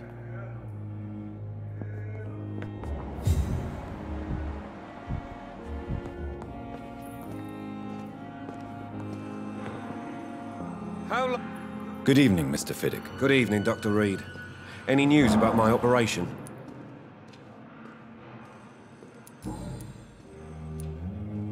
Tell me about your injury, Harvey. Why do you feel so guilty about it? My wife died because of me. And now I may lose everything because I've been careless enough to hurt myself. What an arsehole.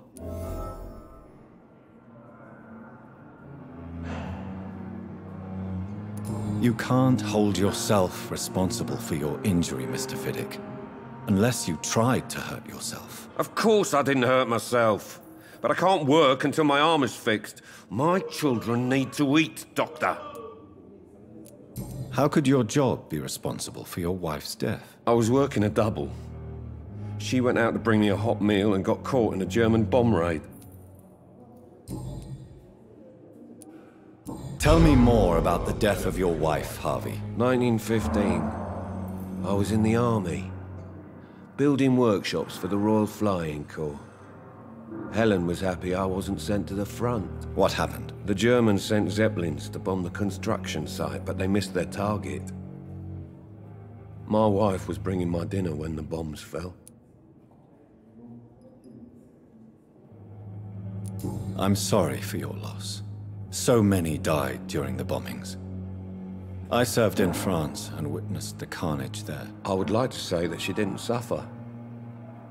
Truth is, I have no idea. I just know that I'm all that me kids have. Poor little bleeders. How are your children after losing their mother? They were smaller then. The only good thing about this is my Helen didn't bring them with her that night.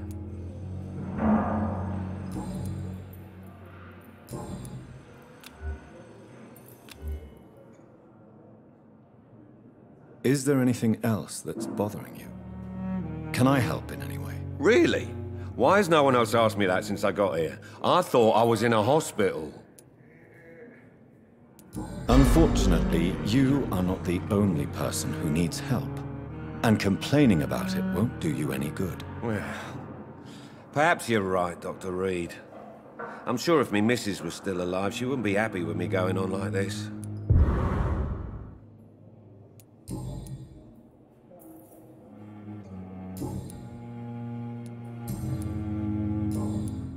Goodbye for now, Mr. Fiddick. I'll see you later.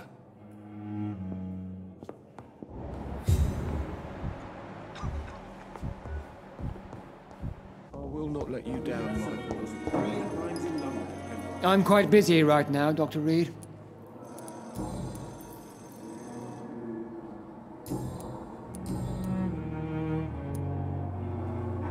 Tell me, Waverley, what do you think of Dr. Strickland's enthusiasm for his experimental research? Strickland is playing with his patients' lives for pride and glory. Now that, sir, is unethical. Are you thinking about something in particular? Harvey Fiddick needs delicate surgery. I believe we should stick to the usual procedure, but my young colleague obviously disagrees.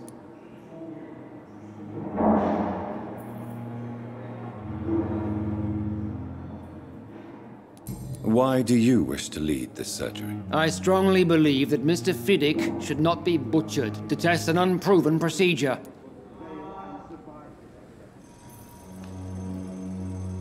If you are going to lead this surgery, I'm trusting you to assume the consequences of your actions, whatever the result. I'm not the kind of man who runs away from his responsibilities, Dr. Reed.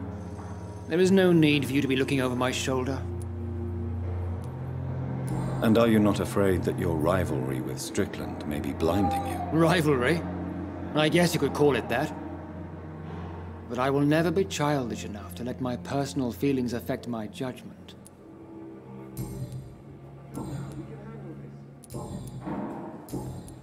Thank you for your time.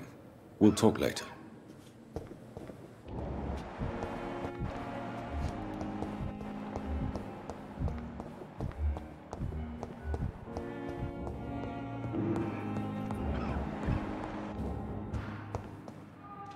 Good evening. Good evening, Mr. Goswick. How are you? I'm okay. Tell me about yourself, Mr. Goswick. I don't want to talk, Doctor.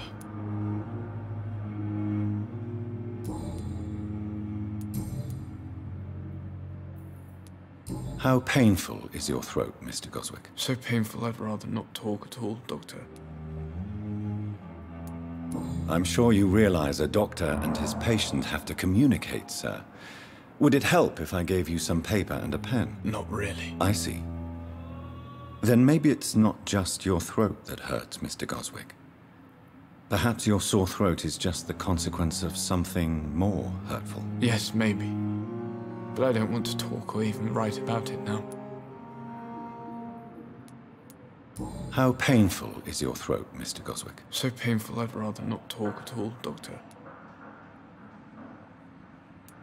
I'll let you get some rest, then. I'm all right. Don't waste your time with me. What a blundering idiot. Good evening, madam. Can I help you? It's my son who needs you, sir. I'm Dr. Jonathan Reed. How can I help your son? I'm Beatrice Goswick, mother of Mortimer Goswick. Could you check on him, please, Dr. Reed? I've heard much of your talents as a physician.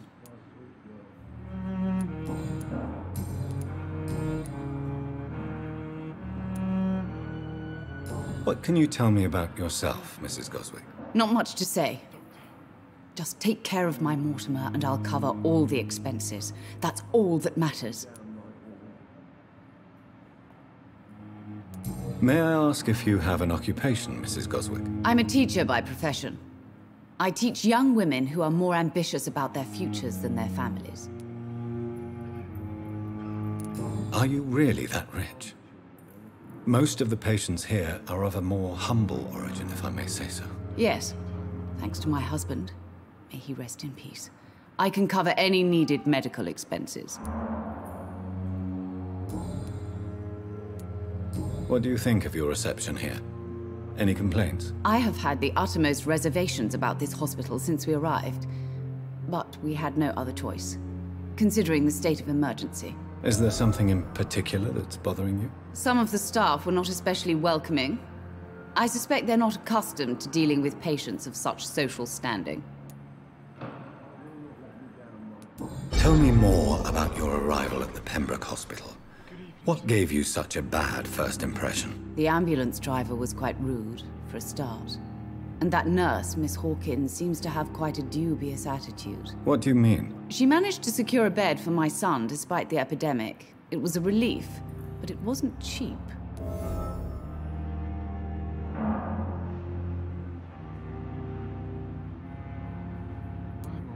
She charged you for a bed? Yes, and I paid without question, considering the urgency of the situation. I share your concern, Mrs. Goswick. Be sure that I'll talk to the people involved. I don't expect compensation, Dr. Reed. But I'm aware such behavior would not be tolerated in other hospitals.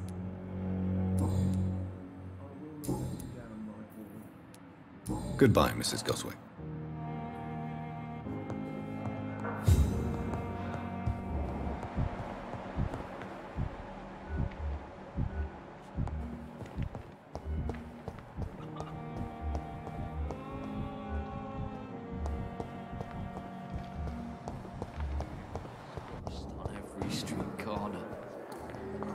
Daily routine. Good evening, Nurse Hawkins. Good evening, Dr. Reed.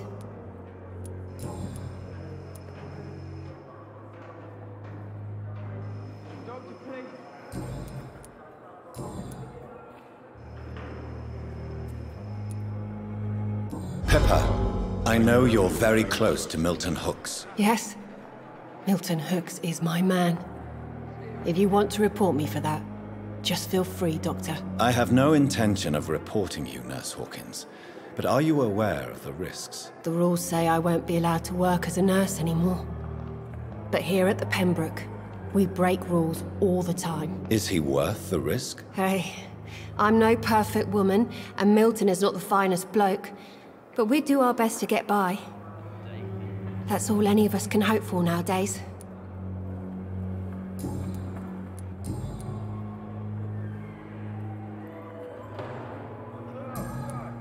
Goodbye, Nurse Hawkins. Damn. The pain. Here again.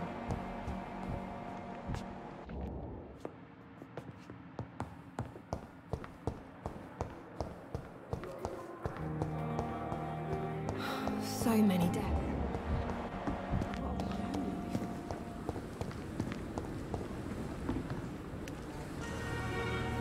Good evening, Milton. Good evening, Doctor. Still trying to save lives?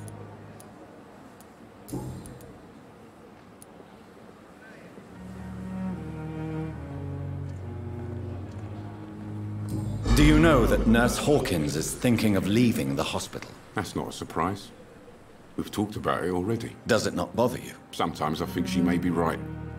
We should run away while we can. Question is, where can we go? Where is it safe? What's going on between you and Nurse Hawkins? Pippa's tired.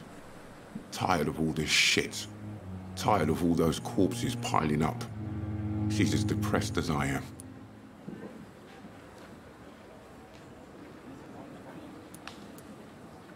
During the war, I witnessed a few couples just like you come together in difficult circumstances. It can be very damaging. Maybe you're right. But we support each other. And that's all that matters. You do realize you could both get fired.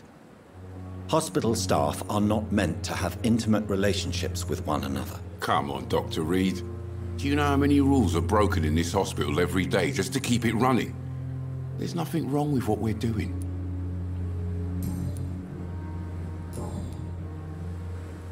Goodbye, Milton.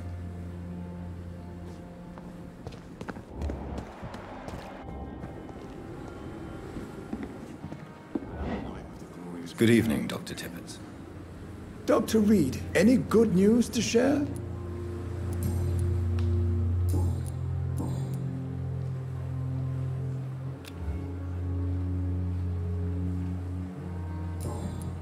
Goodbye, Dr. Tippett.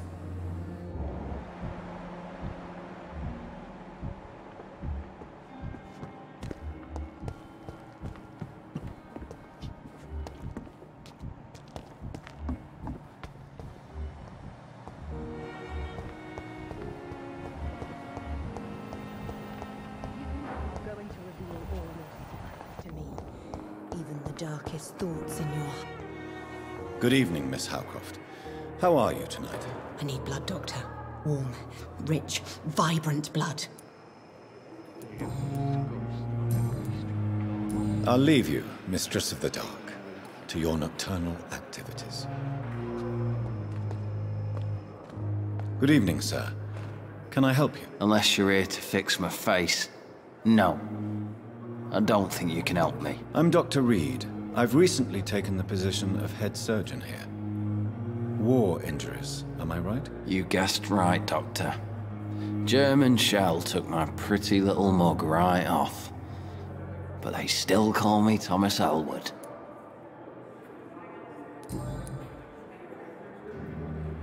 How is your stay with us, Mr. Elwood? Oh, it's bliss.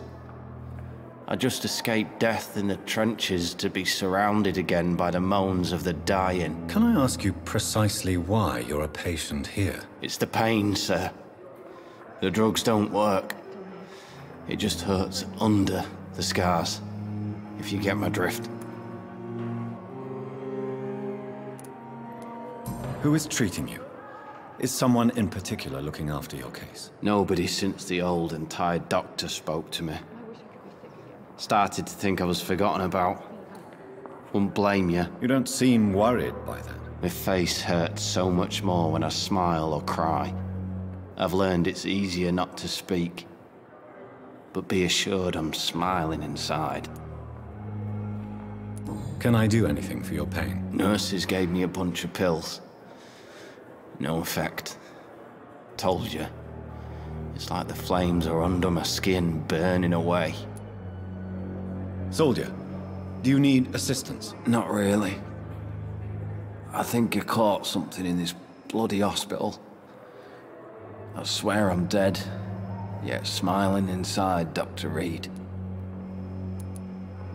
As long as you remain here, I will make sure you don't have to worry about your health. Don't think you can do much about it. Damage is done.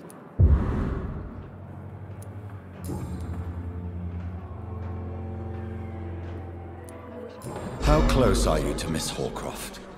Are you aware that she thinks she is a vampire? To wait for her next nibble is the best reason to stay here. Every time she approaches my bed, she treats me like something tasty. A normal person. Aren't you afraid? She may hurt you if the game goes too far. She's quite harmless, I can assure you. Her head's broken inside is all. While I'm busted on the outside. But she's still beautiful. Living proof that there's hope for me. So do you let her bite you? You know that's not sanitary. And why not? She's only supping a few drops of my blood. And the pain, it's real for once. She could decide to bite less willing patients. Then it's another good reason for me to stay here, Doctor. You do realize she's mentally disturbed. It's called the Cotard syndrome. She truly believes she's a vampire. In her madness, she never refers to my scars. And frankly, if I could, I'd join her world. It seems much more fun than the real one.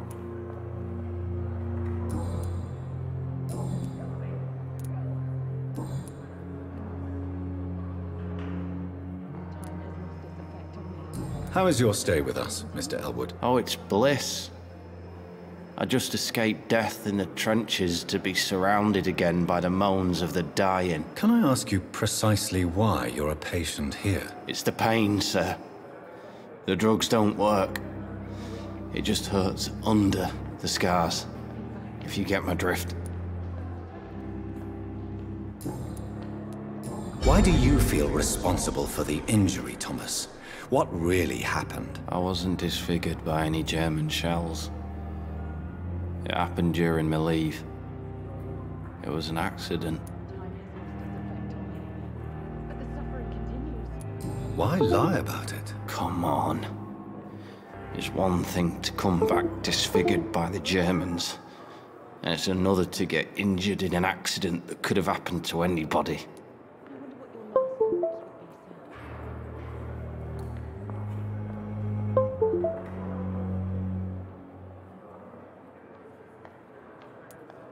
Beauty is not everything, Mr. Elwood. Says Mr. Pretty Face.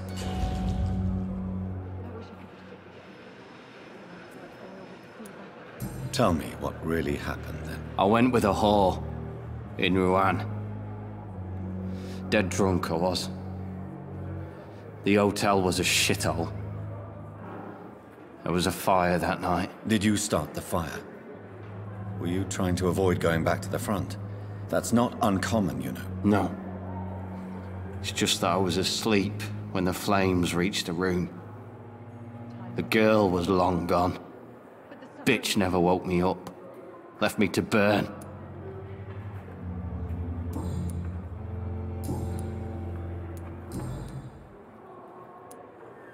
Where were you stationed, sir? Did you serve for long? I really don't want to talk about all this shit. No offense. I was pushing too much. I served in France myself. I just wanted to know what happened to you. You were an officer, weren't you? Then I doubt we fought the same war, sir. No offense. Goodbye for now, Mr. Elwood. Damn. The pain. It's here again. Good evening, Miss Howcroft. How are you tonight? I need blood, Doctor. Warm, rich, vibrant blood. Tell me, Thelma, why do you feel so attached to Mr. Elwood? Why him? I'm not sure, Doctor. I think we have a bond of some sort. We've both suffered so much. He's the only mortal I find interesting.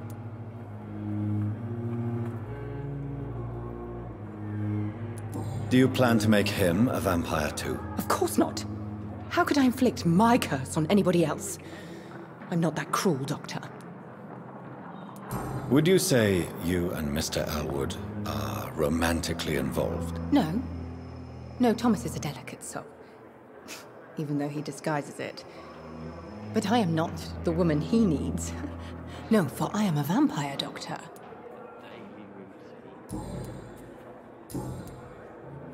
I'll leave you, Mistress of the Dark, to your nocturnal activities.